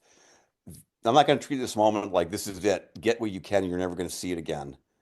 Yeah. Although, but yeah, what you having to leave in the middle of the night, a wall of fire. I know that's what can happen, but I wasn't up against a visceral reality. I don't know I must not have looked at my phone since I got the order to pick up my son, because I don't know what. Clearly, some kind of evacuation message went out because people were leaving. I was just kind of like, I guess it's time to get out of here. I don't But know. I mean, I've been asking this around because I didn't get any. I got nothing. I don't think that the Amber Alert system was working that day at all. yeah, And it might not have been. I mean, it sounds like word got around in Yeah, Palisades somehow. But yeah, Palisades is a neighborly place, so you have neighbors who can yeah. communicate, and that word can spread pretty fast in a place like the Palisades. But it wasn't like I didn't even know about the Palisades fire until 6, 7 p.m. I Oh, dropped a really? friend off at the airport, Oh and then I my. found out people were texting me cryptically, like, "Oh, what's going on?" And I'm like, you mean in the world in Yeah. general? I don't know what the fuck you're talking about. Oh, I had no idea yeah. until I started to really look into it at 6 p.m. And by then, all hell has broken loose. And I just Yeah. spoke to my friend in Altadena. They didn't even get a mandatory evacuation order till 3 a.m. that night, Oh my God. Wednesday morning. It was an absolute disaster. Not the case when in 2019 I got that Amber Alert. I mean, of course, that was, you could argue, was way later than it should have been too. But Yeah. at least I got something that, and then word immediately was coming from our neighbors. But the system was fucked up. I think it must have been just word of mouth, and I'm glad that more people didn't. I'm glad people got out of there Yeah. ultimately, because Yeah. the deaths all seem to be in Altadena so far, for the most part, and it's Yes. because of how late that was, how late the announcement Right. was. It does seem like it could have been a lot worse. which also kind of maybe led me to take it. Okay, it's not that bad yet. Or maybe I overreacted. Maybe I should have spent more time. But as it was, it seemed like I barely got out of there, or I probably would have had to abandon my car. I don't know. Who knows? But the smoke was getting pretty thick, and this is more like I'm used to wildfire smoke. Someone pointed out to me this is more like World Trade Center toxic smoke. It's a bunch of buildings and offices and whatnot. So God knows what you're breathing in. Forest fire smoke is bad enough. It's terrible, I'm sure, and I don't even want to think about all that we've been breathing in and all that Yeah, everyone has had to be breathing in. I just like that's something I don't want to think about. We don't know exactly how harmful this shit is, you know? yeah, Everyone says it's harmful and can cause this and cause that. What's the point of even thinking about it? I exactly. couldn't. Yeah, I mean, a smart thing might have been for everyone who had the ability to just leave town, go somewhere if they had a place to people they knew in wherever, in a couple hours away. But I couldn't abandon. First of all, I have too many old relatives here. And they're all in Secondly, Brentwood? Are they all mostly? they're all over the place. They're in Oh, Brentwood. Well, my mom and grandma are in Brentwood, but they evacuated to a relative here in Hollywood. I'm in Hollywood. We have my uncle, another uncle is in La Crescenta. He evacuated. My dad is in the Westwood area. He evacuated. Bel Air area. Everyone evacuated, but the point is, you have all your valuables with you and whatever that you were able to take. yeah, I don't want to I mean, I was worried about looters just coming to my. I didn't want to leave anything behind, and I don't want to necessarily drive with everything in the car, yeah. with all your possessions in your car. So I was not inclined to leave the city at all. I felt like I Well, had to stay.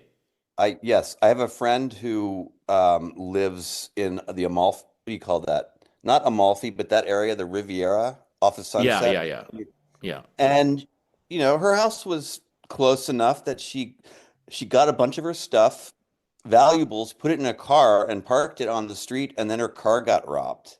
Her house was fine, but someone Oh, stole all of her stuff from her car. yeah. Um, That's just. yeah, that's really and this is, I mean, my brother-in-law at my in-laws' house, he took a bunch of stuff and put it in the car and then parked the car on Chautauqua, which clearly, obviously wasn't far enough away. No one had any idea how far, and so that car got burnt anyway, and all that stuff Oh got burnt. God. It didn't matter. Um, yeah, it's just I haven't seen it in person yet because you can't really get in, and we took our kids, went to the desert, and now I'm in New Haven because my daughter's at school in Massachusetts. I'm going to see her for MLK weekend. But yeah, I don't know if there's anything in the rubble or not. We'll The see. Gelson's is an important place for me, and that's a place where we would go frequently. The Starbucks Mm-hmm. that's burned down, that's an important Yeah. place for me that I've spent many an afternoon, many a morning while going to school. I would ditch Spanish for a whole semester and go there and write, my reactionary screeds. Yeah, Uh, there's a big that had a real coffee shop. A lot of Pali students were in there. I noticed. Just it was very comfortable. I don't know what it's like these days because all the Starbucks have gotten so well, austere. it did the same thing. It discourages. They remodeled it and it doesn't have the sort of all the couches and stuff. Yeah, it So used to be really plush and comfortable when I was yeah, it going to was a school nice back then. neighborhood type of. There were like old guys from the neighborhood that would get together in the early morning and read the paper, and Yeah, kids after school. Yeah, it was nice. there was obvious screenwriters and stuff who would be Yeah, there working on their things. I remember like a lady columnist working on her column there every morning. It was a really lovely place. And I'm very sad that that's gone as well. yeah. I am, of course, heartbroken about Pali High being destroyed, although from what I understand, a surprising percentage of it is still intact. That's what I've heard. Um, Yeah. but so that's good news. But Palisades is, I want to get from you what your sense of, what Palisades is like as a community to live in. People have Well, been discovering that they didn't that this place for the first time now because of everyone talking about how wonderful it is. And yeah, Palisades was really under the radar. yeah, Nobody knew about it. in the larger, like the outside of LA, even within LA, people just don't know what Palisades is unless they've really spent a lot of time there. It's a well hidden secret. What was it Yes. like to live in Palisades, and what's your sense of the special qualities of that little Uh, enclave? well, I think a lot of people who aren't familiar with it don't realize, if you're talking at outsiders saying, oh, these celebrity millionaires of mansions on the beach are burning down. And yeah, there are some pretty big houses, but it has a very much of a any town, like a small town USA feel to it. There's this barber shop, the barber shop near the Starbucks. I don't know how long it's been there, but it's very much like an old-fashioned barber shop. Nothing trendy about it. In fact, I remember there's a T-shirt they have in the window. It says, "If you're rich, you live in Beverly Hills. If you're famous, you live in Hollywood. If you're lucky, you live in the Palisades." Ha! And that That's sort of great. sums it up. Yeah, it is a very. They have a Fourth of July parade every year. Gutenberg was the Grand Marshal apparently this year. Um, Yeah, there, I've been to that Fourth of July. I mean, they do fireworks from the high school, and one of my favorite, yeah, the Fourth of July thing, it was one of I basically associate Fourth of July with Palisades. yeah. So to me, it's that whole grid, the alphabet streets. They're narrow streets. A lot of the original houses. You know, I was on a space on X, and someone was saying, "Yeah, well, the alphabet streets, you got to have at least 500K a year if you're living there." And I said, no, if you bought in later, maybe, in which case you would have torn down the old house and crammed as much house as you could onto the lot. But a lot of those people are just empty nest baby boomers who just bought into the Palisades when it was a sleepy bedroom community that seemed incredibly remote from anything that was going on. And that's why they liked it. It was cheap. So I don't know how they're going to rebuild. Um, you know, so um my in-laws, they're academics and they've been there all their life basically, and they're just Palisadians. All their friends are there. It's a very local, um, just normal people. Um, so so yeah, it is this special enclave. Obviously, it's gotten trendier and more expensive, and my in-laws, for years, their neighbor to one side was a Seventh-day Adventist church, which was a great neighbor to have because they had one service a week with maybe 10 people. So this huge parking lot, all the kids learned to ride their bikes in it, they could play in it, etc. And finally, the church a few years ago sold the lot. They're like, we're not using this. They sold it to a developer, and the guy put in five typical Palisades McMansions, Yeah. just huge houses with lots, the size of a dog run. I mean, with like backyards the size of a dog run, and kind of ugly, just sort of um, not that charming. But now I'm just looking at pictures and thinking of it. Now I'm here in this sort of drab Northeast in winter. I'm just realizing how good we had it and how, taking it for granted, how you're just driving on some banal errand and looking out the window just to drive on the PCH, or that turn when I'm in Santa Monica, turning down from Ocean onto the PCH and it's sunset, and I'm just annoyed because I had to go to the dry cleaner or something. I'm like, God, look at this view. It could be so much Yeah. worse. And It's now I it don't, who knows what's going to yeah. happen.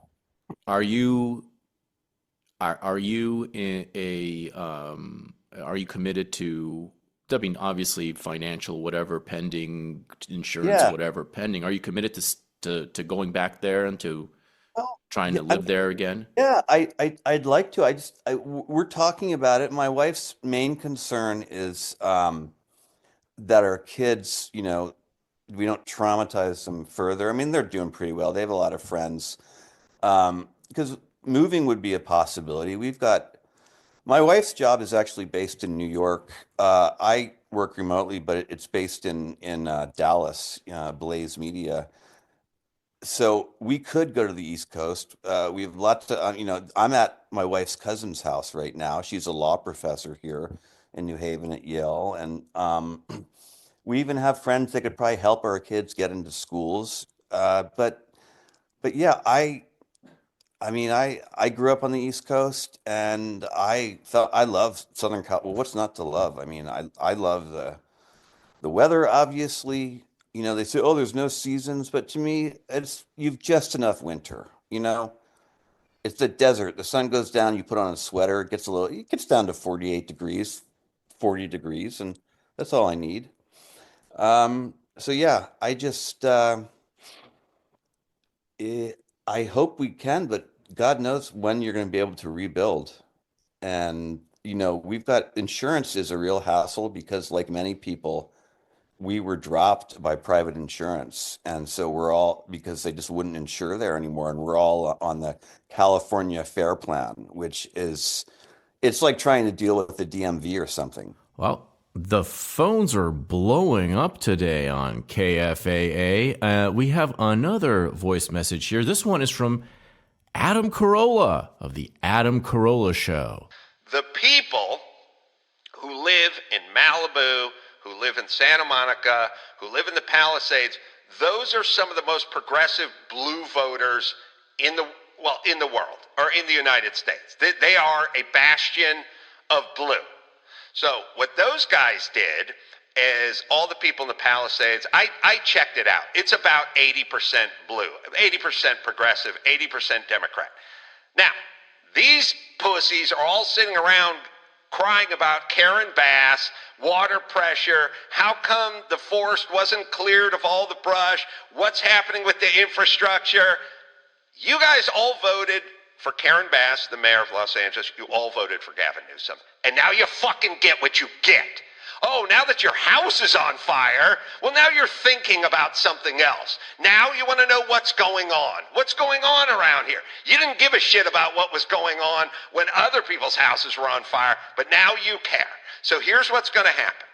All these people who were deep blue Democrats are now going to have to pull a permit to rebuild. And they're going to get the 28-year-old bitch from the Coastal Commission telling them to go fuck off. And then they're going to vote for Trump or whoever's Trumpian next. You see, they're going to get turned.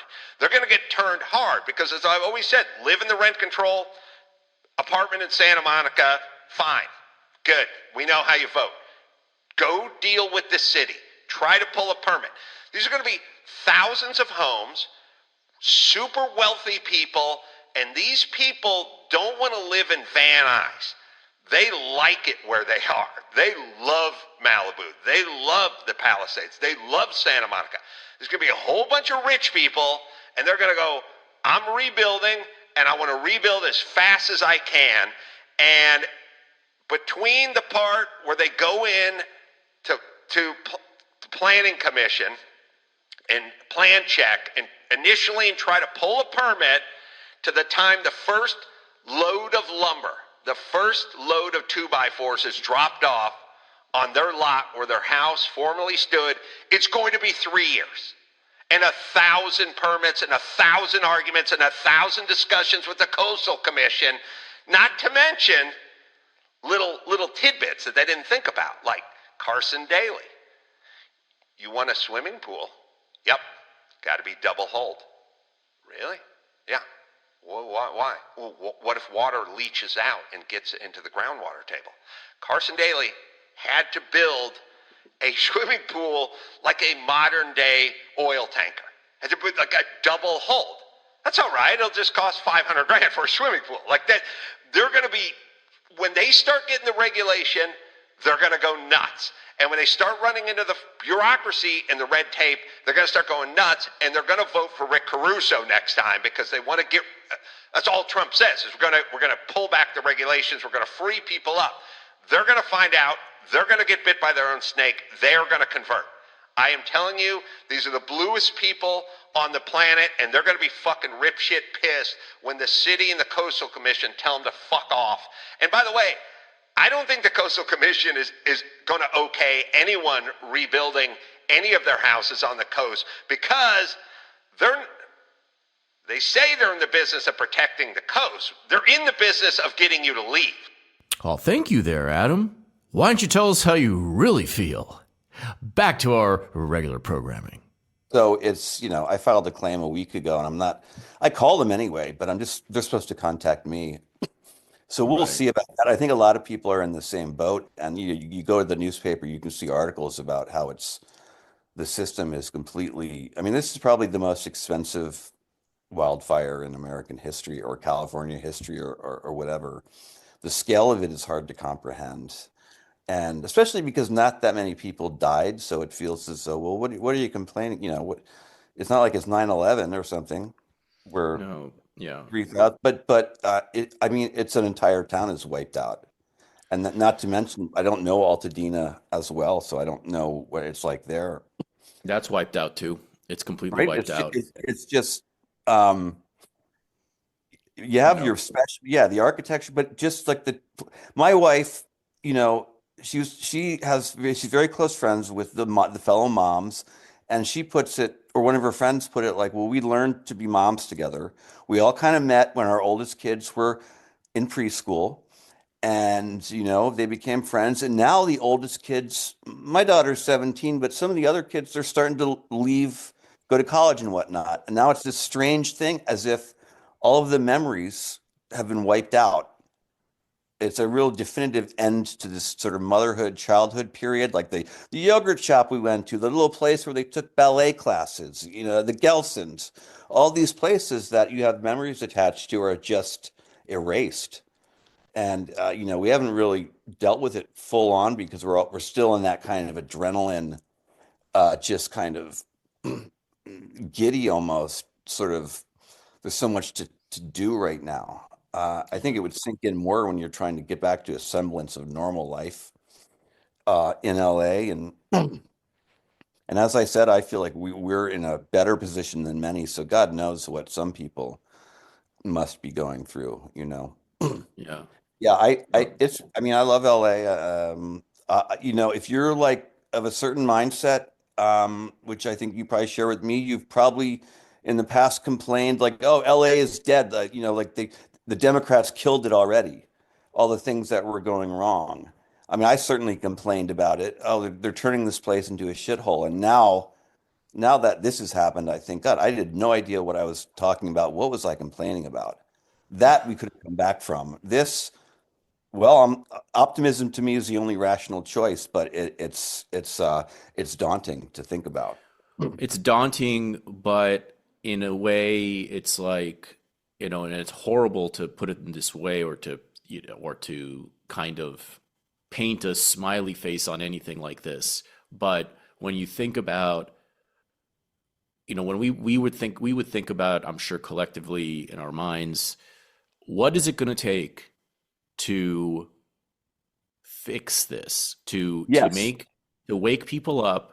Because in the Palisades, the Palisades is truly a protected place. There's no homeless. None of the problems that plague me over here in Hollywood or many others all over LA are felt in Palisades. Like, it's the one place, even Beverly Hills is not as Beverly Hills is like in the middle of the city.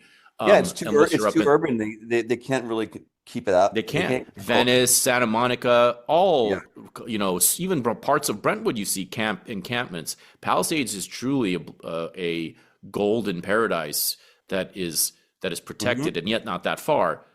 That's right. But even during now, the riot, exactly. Nothing reaches Palisades. Nothing reaches Palisades except for the Santa Ana winds and these fires. And now it's like, sitting where I sit, not being demoralized by having lost anything so far, and just being able to look at the landscape. And I know what LA is capable. I've been here since 1985.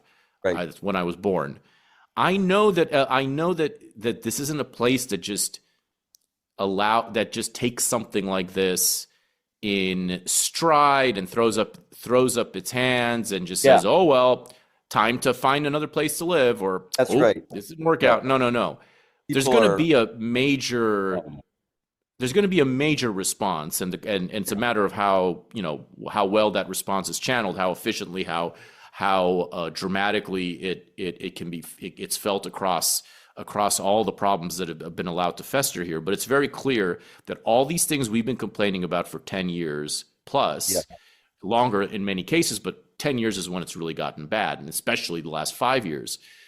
That had all of this stuff. There's going to be serious motivation and energy to change, and people have really been woken up by reality. That this is a reality call. Like you just can't.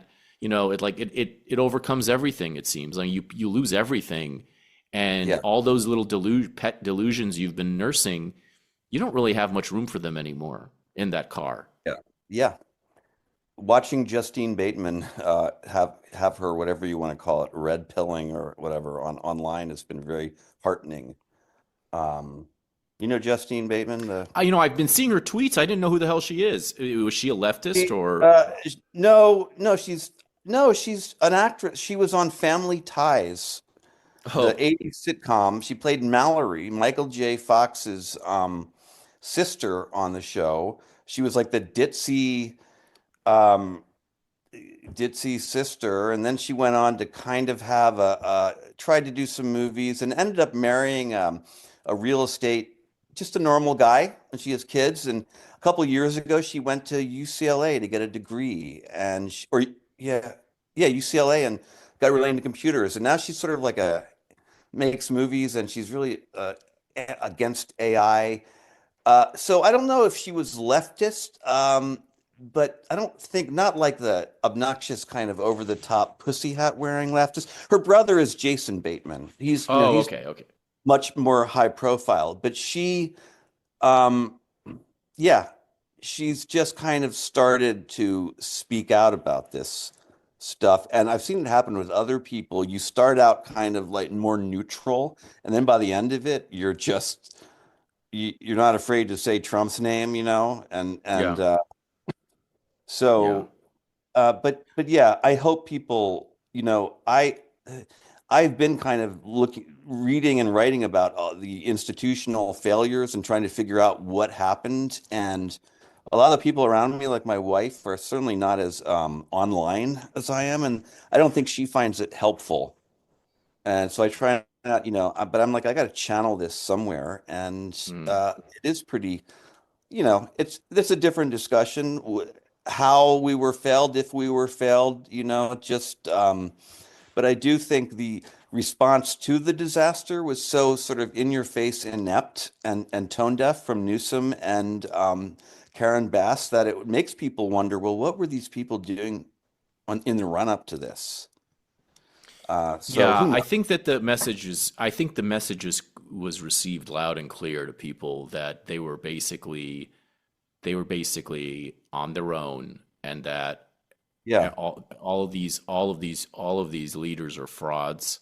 And it helps that there's been 8 years of kind of seed planting going on. I mean, you look at Justine Bateman, her pinned tweet from November 8 was decompressing from walking on eggshells for 4 years. You look at everyone, you even read, even from Democrats like Matt Iglesias, Ezra Klein, who neither of whom I hold in any esteem. They've been saying themselves that they thought that, based on what they know from their friends in California, there's a lot of people who are extremely disenchanted with the way these cities are being run. I know from my neighbors here in Hollywood, the tolerance level for the crime, the casual schizoid homelessness is has been low. There has been a lot of preparation for some sort of a critical mass to motivate some big changes, and one hopes that we don't have time. I mean, there is no way that it's not compatible. We're not compatible. It's not the way we've been living is not compatible with this terrain, with reality. You can't have all of these would-be arsonists just sprinkled across such a place. It just doesn't work. It's not working, and it's not work. And obviously, the infrastructure has to be changed. Mm-hmm. Obviously, there have to be a lot of like just, smart renovations to the way we have our power lines, to the way we deal with fires, to the way we're prepared, to the way we deal with. I was going to ask you, do you have a relationship in any way with I've been talking, you weren't at my first live event, but you came to my second one, I think, the one in Yeah. January 6th. The first live event was all about the Santa Ana winds, which various writers have noted through the Sure. decades, but which isn't something that necessarily people take seriously the way I think that now they might start taking them seriously, to the point where Yeah. if you get a 90-mile-an-hour wind event notice, you're not going to fly off to a cocktail party in Ghana. Have Yeah. you been Yeah. aware? Have you treated that weather, that phenomenon, in any way as meaningful to you as a writer or as a Um, resident? Well, I liked them. Now, of course, they have a more ominous association and, scientifically or what they can actually do. But I always liked. I haven't read much Didion. I mean, I know that passage vaguely, right? She writes about it, right? The She's written wind. about it a few places. Yeah, she kind of put them on the map. Let's be. I like that. It's like a warm wind, and it feels kind of, yeah, it feels kind of spooky in a way. But I've always liked that. I've never written about it, but to me, it was always a big part of the sort of specialness of the atmosphere of Los Angeles. But yeah, now of course it has because anyone who lives here has you can have in the back of your mind people saying this is unsustainable. We're trying to we built a city on a desert, like all the different problems that could happen that we're kind of taunting or we're tempting fate, taunting nature, from mudslides to earthquakes and all the things that can go wrong. And I've always just put it out of my mind. And I don't know. I'm not gonna. I do want to. I was in New York for 9/11. It didn't really affect me. I felt I was slept through it in Williamsburg, but I was there for the aftermath, and I remember feeling a little bit panicked in the beginning, like, oh, are they going to nuke Manhattan next? Yeah, that was a You big know? thing. That was a real Yeah, thing. yeah. And I then mean, eventually, right. I was just like, I can't think. It's like the air in LA. I was like, I can't think about this, or I'll go crazy. So I'm just going to ignore it yeah. and, and not think about it, and it was fine. Right. It was fine. And then it happened again during COVID. I mean, related mainly to Manhattan because it's Oh such a yeah, petri dish.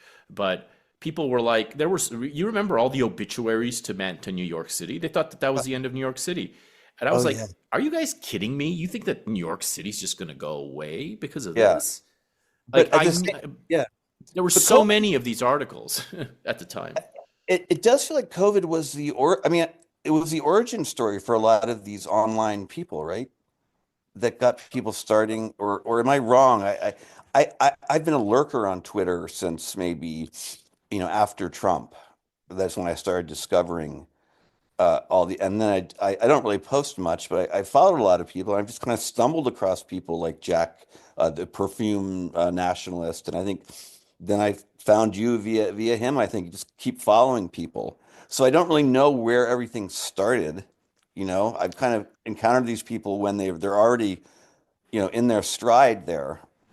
But I definitely, from listening to different podcasts, like the lockdown really crystallized a lot of this, sort of leftist tyranny and safetyism and whatnot. And then, the opportunism of, oh, we're going to use lockdown. Now we're going to talk about inequality and LGBTQ issues.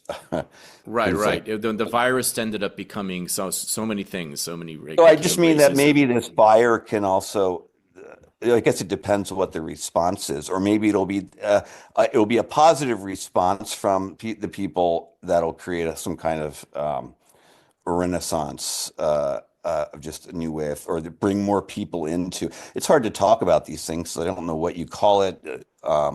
The words are so inadequate, but whatever. People like kind of seeing the light and you know because I say, oh, LA is going to turn red or California is going to turn red, but it's not like I want. That's the goal, to be a Yeah, bunch no. of GOP. It's more like Yeah. something beyond that. Yeah, it's beyond that. That's what I've been. I mean, that's what this That's what this show is really dedicated to, is basically a kind of creating a kind of renaissance, Yeah.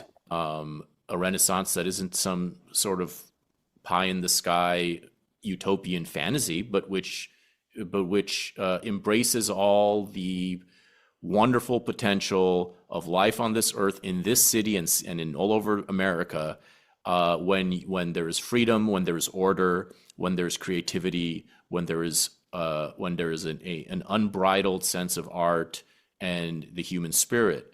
And I've always felt that this city is capable of that. I know it is. I've grown up here. I've embraced it. I'm not as aware as I am of the leftist stupidities, the ugliness, the kind of the filth that often becomes burdensome in this city.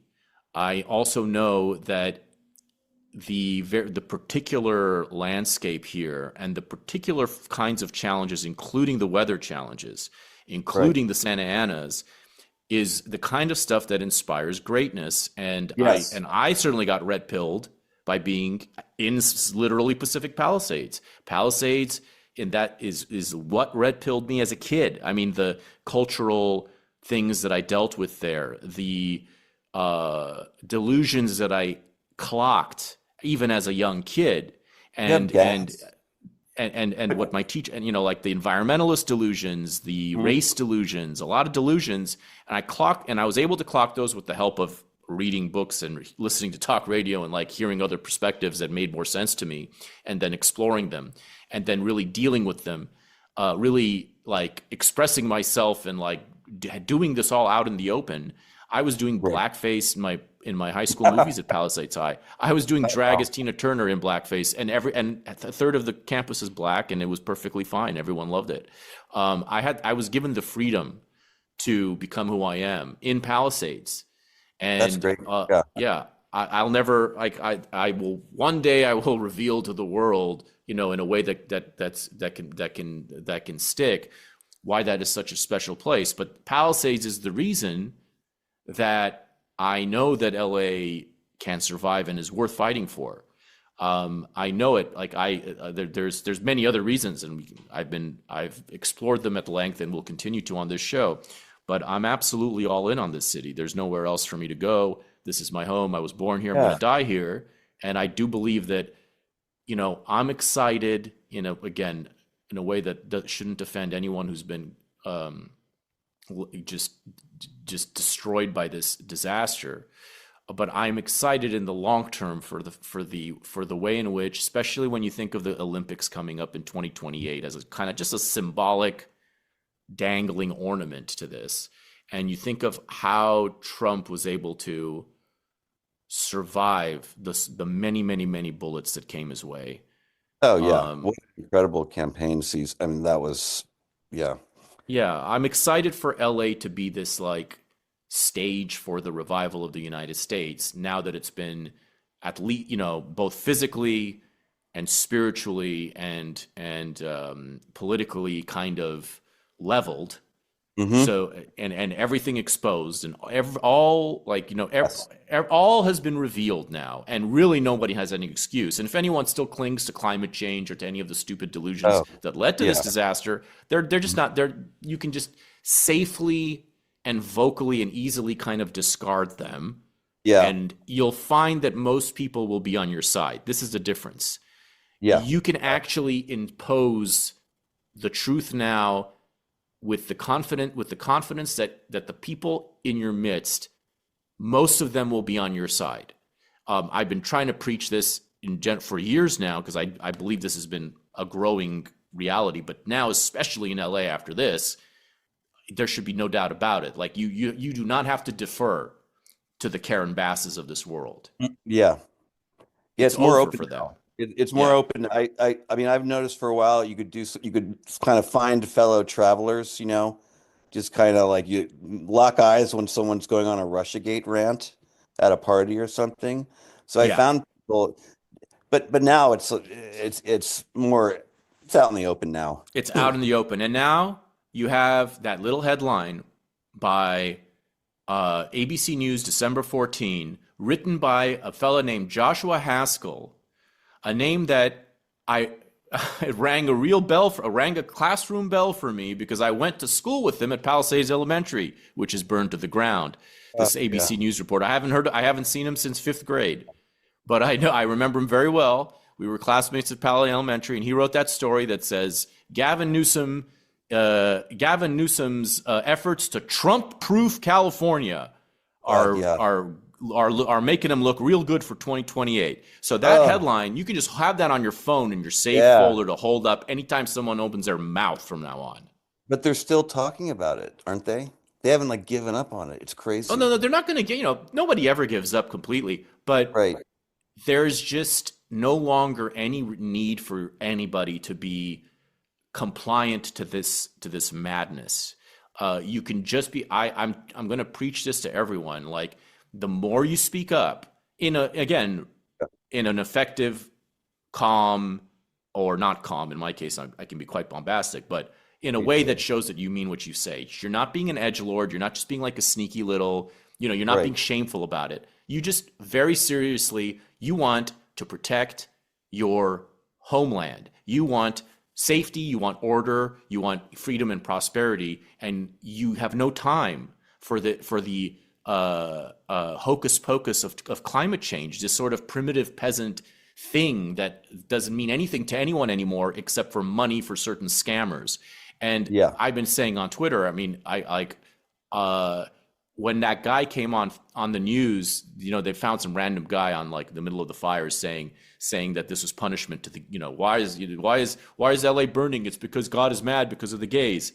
Oh, that guy, yeah, that guy. Remember when I saw it? It was very funny because then the Fox 11 guys are like, oh no, we have no place for that. Yeah. And I'm like, that's the same thing as saying climate change. That's the same peasant superstition as climate change. Same level. So I think that people just need to be there needs to be a firm, an offensive now. This is now is the time for the offensive. They're still going to cling to their bullshit. I mean, they're still a lot of mentally ill people who don't know any better. But anyone with any semblance of any relationship to reality, I think, has woken up now. For sure, finally, no erases. They've woken up. Yeah. And it's about channeling that energy in the best possible way. Yes, into real world practical victory. Because I think we're all tired of just, owning the libs or whatever, or just kind of having, being able to being right without any power. Well, I mean, we'll see. I don't know much about how to go about doing that, but it sounds like staying and trying to rebuild is a good step. Yes, it is. It is. We need to reinvest, and we need to just take. We need to. It's there for the taking at this point. Just speaking generally, all annoying insurance dramas aside that are going to come up, whatever. We know that there's going to be all kinds of technical battles and so on. But in the larger scheme, I think that the leadership and the leadership of this city, which in my mind is the leadership of the imagination of America, is up for grabs. So yes. That's a good way of putting it. It is the sort of the imagination of America, and I mean, I don't like to be in. I like the conspiracy theories as much as anyone, but I try not to get too into the. You can read about Newsom. Oh yeah, this is all a big land grab. He's going to rezone for apartments, etc., and that just kind of leads to what I guess you call it doomerism or hopelessness, and that's probably not very useful at this moment. No, it's not. I'm so over the doomerism. We see all the people who are eagerly cheering this on, who see this as who are like anxious to see this as some sort of a grand biblical judgment. Yeah, let's see how bad it can get. We're going to show them. Yeah, they're just also there's just petty envy at the people who live here and the people who own houses and things like that, which is just loser leftist behavior in general. But a lot of right wingers have it, especially on the internet. Mm-hmm. Because I've been to Dallas, and it's fine, nothing against Dallas, but we were contemplating moving there long before this, because my wife's company relocated their headquarters for tax reasons So we kind of had to make a show of looking at houses, and there's things to recommend it, but these nice neighborhoods with the good schools, it's like all that nice. My mother-in-law grew up there, but all the houses got torn down in the 90s and the 00s, and these hideous sort of builder developer monstrosities got put up in their place. So it's like I'm touring these houses. Oh, and this is the Santa Barbara water feature. You're in this backyard with like these fountains and stuff, but your view, it's completely flat. You're looking at your neighbor's aluminum siding Yeah. in every direction. Yeah. It's just yeah, it really kind of made me realize, because that was right before 2020, and everyone's like, we gotta get out of California. It made me realize, it's easy to forget how special it is, Southern California. I've been especially aware of it this last year, where I moved into this apartment in Hollywood, on a street that's very nice, that's kind of quieter than you would think. Between I won't say the exact where I am, but Yeah. it's so, I've been not only appreciating the sky like never before, but the amount of just the mixture of trees, which of course is what makes this so hazardous. The trees, the greenery everywhere. It's like there's so many just arresting images when you turn Yeah. around and look in any direction in many parts of LA. If you're not in the worst, most desolate parts, which there are many, of course, but I'm in Hollywood, and there's plenty here that just takes your breath away on a daily basis. You can grow some amazing fruit here. You can see some amazing things. You can see some wild skies all the time. Yeah. And the beauty here is not to be taken for granted. And I don't believe that our battle with nature ought to be forfeited. I do not believe it should be, because that's not what we're about. We're not supposed to worship nature, and we're not supposed to be enslaved by it. We're supposed to master it. Our ancestors have mastered it in ways that would blow the contemporary mind. It's way easier for us to figure out how to, keep up with the Santa Anas in our current in economy and infrastructure, and figure out what we need to do than it was for them to build the city in the first place, or build, or settle or civilize California in the first place, et cetera, et cetera, et cetera, and figure out how to get water all the way into the desert from, the Hoover Dam is, we don't need to build another Hoover, like we're not looking at Hoover Dam level achievement that's needed to figure out this fire problem. The hard work was done for us, honestly. We just need to get our shit together a little bit. Yeah. It was maddening to hear people at the beginning saying, well, look, this is just force of nature, once in a lifetime kind of disaster. What can you do? We're just not built to this kind of wind. We're just not built to, and I just can't accept that. Sorry. It's just bullshit. It's bullshit. Yeah. It's lazy. It's lazy, kind of defeatist, naturalistic, gobbledygook. It's not what makes. It's not aligned with what makes man. So amen to that. Let's be quiet for a moment. Watch the shapes begin to fall. Keep your head above the system. Keep your eyes towards the floor. We don't need another preacher. We just need another road. It's a quieter existence. It's the people we don't know. It's the people we don't know.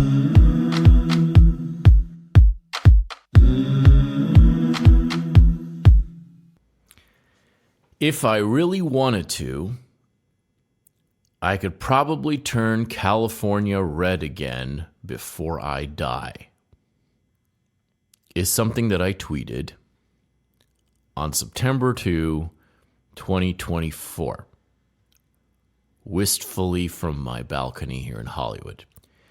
And as far as I'm aware, it is the very first time in recent history that the idea of making California red was even jokingly expressed by anybody with any level of public profile. And it was the first time I had expressed that idea to myself, which is why I tweeted it in that way. It was the first day that it even seemed plausible to me as a fantasy. And it wasn't out of the blue. I was having a conversation with Stephen Cox on text, my old friend from UC San Diego. And the conversation was just a few days before he mysteriously and very sadly and suddenly died. And I asked him, having seen Reagan the movie, having read Ken Hachigian's memoir, Behind Closed Doors, having been exposed for a few weeks to the history of how red California used to be, not just when I voted for Arnold Schwarzenegger in my very first election in 2003, the recall election, but I mean like before that, when it was like a solid red, when it was in the bank. Having just seen those images, having heard the concept of California being solid red for Nixon and Reagan, getting that idea in the air, I was asking Stephen Cox, is there any way that we can save this state? And his immediate answer was, of course there is. We went back and forth about it, and he was pointed to Texas, said clearly the Latinos can be turned. The Asian monopoly has to be broken, but why not? They're naturally Republican, are they not? What's wrong with the Republican Party over here? Are they bought out? Are they on the take? What's going on? Why are they such a mess? But other than that, he saw no reason that California couldn't turn red. And it was in that mood that I tweeted what I tweeted. Nobody, even in their wildest fantasies of a Trump landslide, thought that California would become red, including myself or anyone else. Nobody thought it was on the table at all. New York, that was within the fantasy realm. New Jersey, within the fantasy realm, not California. And now, hear the voice of Bret Easton Ellis, hear the voice of Adam Carolla, hear the voices everywhere. Hear even the voices of the libtards who are writing pieces trying to depoliticize the disaster. Even somebody who has been on this show wrote an essay in wherever where he was trying to downplay the politics, of course, because he's a lib. But even he said something like as tepid as, well, you can't just, it's not just enough to change the name, the political party in power, or the color of the team in power or something. He put it in such a timid way, a defensive way, that would not have been conceivable before any idea of a reddening of California would have been scoffed at. And here we are talking about it. And a lesson you learn about these things, about great, huge changes that nobody thought were possible, is that the biggest, the 0 to 1 hurdle is when people start talking about it. From nobody talking about it to suddenly everybody talking about it. That's the greatest hurdle. Now, it doesn't mean that there is any kind of clear, visible path yet. And it doesn't mean that we should be taking the concept of red too literally.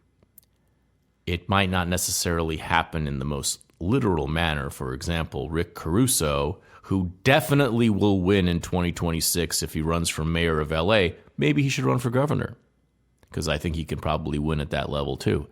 But definitely he'll win. He'll destroy Karen Bass in LA. It's going to be a landslide. He's a Republican, but he's a Democrat. He changed his party to Democrat at the last second, so he's a dino. So, again, you have to be a little bit flexible in what you mean by red. But that will definitely happen, for sure. At the state level, it's going to take a great candidate. It's not going to happen without a great candidate. You need a candidate who can... The machine here is so corrupt, and as I said, a federal intervention of some kind, literal, non-literal, kind of figurative, something is going to have to happen that we haven't quite seen yet, that's not quite in the plans, because the state is so completely corrupt. 3 elections just recently, as I said, took 6 weeks to count. That makes you a failed state. So something has to happen beyond a change in the will of the people, which is certainly happening. We don't know what that is yet, but I'll give you an idea of what it might look like. First of all, it's going to take a great candidate at the governor level, and I don't mean Larry Elder. I love Larry Elder. I've been in his second book. I have a whole page and a half in his second book, but it's not Larry Elder. It's not Michael Schellenberger. He seems like a nice guy. He seems like he's doing good activism regarding the homeless. Not going to be him. He doesn't have it. It's going to have to be someone with at least some measure of charisma, but somebody who clearly sends the signal to your middle-of-the-road Californian that he's sane, that he's like not in any way a clown, just someone who has to inspire that sort of competence, confidence in your middle of the road Californian, has none of the stink of being an abortion person, none of that stink. There's a lot of stink out there that spooks these people off, that someone has to be completely free of that stink. And that's what it's going to take for California, and which is why a lot of people really want to see California fail and remain blue. You'll notice that a lot of people were like, oh, this is wishful thinking, California red. A friend of the show, Isaac Simpson, posted also in a vein similar to Adam Carolla and Brett that California and LA are going to turn hard red. And people were all up in those replies just throwing douche water at it. And there's a lot of, I would say, wishful thinking on their part. They don't want this state or this city to become in any way red. Why? Because then what excuse would they have for hating it? On top of everything else, we would be showing some sort of visionary quality in politics. That would be unbearable to the LA haters, the California haters. They don't want to see that happen. They want to retain their ideological superiority, their purity. The fact of the matter is that the better this state and city are doing, the better America is doing. This is not some sort of perimeter district over here. If we're doing well, that is good news for the country. Very good news. So people are in denial of that. They want to see us continue to suck.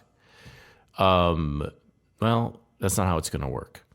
So it's going to take a great candidate, not Larry Elder, not Michael Schellenberg. I haven't seen the name yet, except, and Caruso, even he has a lot to prove.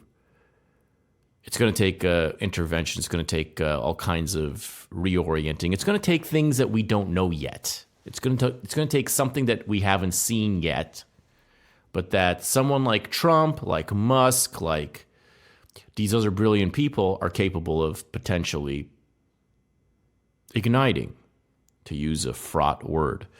Nobody thought in 2022, not that long ago, by the way, nobody thought that Elon Musk was going to buy Twitter when he said he would. I did, but the vast majority of people thought it wasn't going to happen. When it seemed like it was getting closer to happening, they still thought it wasn't going to happen. And then when it seemed like it was finally going to happen, what did they all say, including the conservatives? That he was doing it as some sort of financial scam, blah, blah, blah, Tesla stock, boo, boo, blue. That's what they were saying. I haven't forgotten. I'll never forget. They thought he was doing it for, they didn't think he was doing it for exactly the reason that he has done it for. They were resisting. This is how every heroic sort of a loner mission is treated this way by everybody, everywhere in the world. It's always the same story. It never changes. Even in America, which prizes the heroic individual fighting for freedom, even here, there's so much reluctance to accept such a quest at face value. It's amazing because people don't want to be challenged by such an example. So nobody thought that he was even going to buy the thing. Once he bought it, nobody thought that when he did finally buy it and he moved in, what did they say? Nonstop. They bitched, they moaned, they complained about this. Oh, he's crashing the site. Oh, he's destroying it. Oh my God, my thing didn't work. Oh my God. He started giving people money to post. And then what did they do? They started bitching that they weren't getting enough money. Faggots! They never thought at any point that until he started doing it, literally, that he was there for free speech. Until he started unbanning all the accounts, boosting, until it all happened, they were all finding excuses and reasons not to acknowledge that's what he was doing. Let alone that his doing that to Twitter and turning it into X would lead to all those other tech guys coming around. The David Saxes, the whoever's, don't really care. Would lead to Mark Zuckerberg standing down. Would lead to Jeff Bezos standing down. Nobody in 2022 or 2023 would have predicted Jeff Bezos, Mark Zuckerberg standing down, would have predicted all those other tech guys standing up. And it all happened because of what Musk did, all of it. It all came from that. It all came from that. So I'm just going on that tangent to illustrate how these things work, how the unfathomable becomes real. It can happen. And the only question is whether there are enough people, individuals of brilliance and heroic capability and will and desire, if there are enough people to take this idea of saving California, i.e. turning it red in whichever way, seriously, it will happen. And I think there will be such people because this is not a state to simply write off, and this is not a city to write off. Nobody's going to write this place off. It's not going to happen. So I'm confident that yes, it will happen. And I'm not going to make any predictions about when exactly at this time. I have to see what candidates are coming up. I can only be certain that Karen Bass is out. I've been certain of that. I can't even be certain about Gavin fucking Newsom, although I guess this is his last. I don't know if he's even can run again because I heard Kamala Harris might be running in 2026 for governor. I do think that there's a real good shot for a major improvement at the governor position. I do think that we have enough time. There's enough with Trump in office, with a lot at stake, with Trump able to potentially fix the water situation, the energy situation, and the insurance situation, which, as you can hear from Adam Carolla's ranting, is going to be an absolute gigantic disaster. The regulation situation, if he can find a way to tie the recovery funds to reforms where he gets all the credit, that's going to have a big impact. Because it's not just the thousands of families that have lost their homes. Those thousands of families are going to be loud as fuck. They're not just going to be like your typical voters who just go and cast a vote. This is you wonder why the media has been a little bit quiet about this first week of Trump.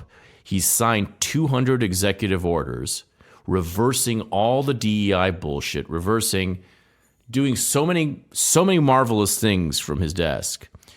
And yes, they've tried to do a story about Musk making a Nazi suit. I mean, is that really the best they got? It's almost like they're waving the white flag. Have you wondered why the media might be a little bit quiet right now?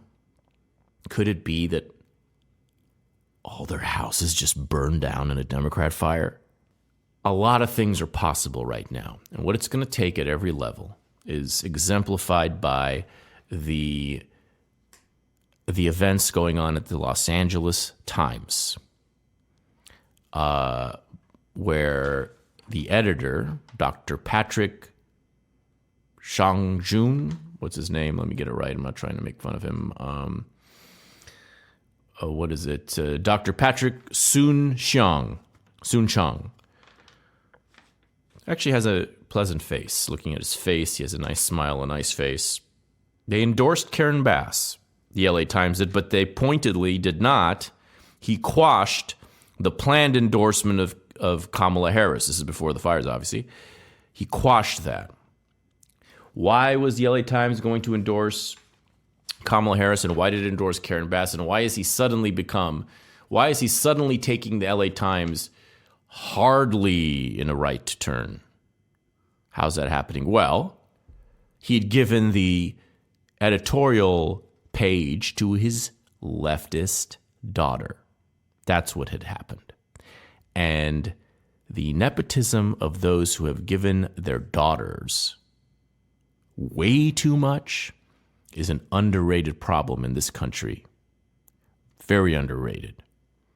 So it looks like Dr. Shang is coming home, is a daddy who has decided to come home and say enough is enough. And as I've been saying for the last year, this whole year has been about daddies coming back home. And that's how numbers change. It's not just about one person showing up and casting a vote. It's about daddies coming home and restoring order to the household. It's about taking off your fucking mask. It's about stating the truth in public, in your social environment, in a way that overwhelms the pussies who have been calling the shots for too long. The mic has been in the wrong hands. The conch has been in the wrong hands. It's time for daddy to grab it back and say what's what. And that's how red avalanches are triggered. So next week, I will be posting a very special episode about David Lynch's Lost Highway, which is the movie that, to me, is most directly connected to the Santa Ana winds and to the fires that we just experienced. And I'll be talking with Yerk about that movie and about David Foster Wallace's huge essay about that movie on the next episode for subscribers only. Thank you to Max and to Matt Himes for sharing their stories on this episode. We wish them the absolute best and the absolute strength to get through this and to the other side. Check out Matt Himes' piece in the New York Post about how his neighbors are changing their minds in the wake of this. And subscribe to our show at patreon.com/filthyarmenian to get twice as many adventures, to get the Lynch Highway episode upcoming, and also to get access to regular smoke breaks on topics of the day. Thank you for listening, and see you next time. Let's be quiet for a moment. Watch the shapes begin to fall. Keep your head above the system. Keep your eyes towards the floor. We don't need another preacher. We just need another road. It's a quieter resistance. It's the people we don't know. It's the people we don't know.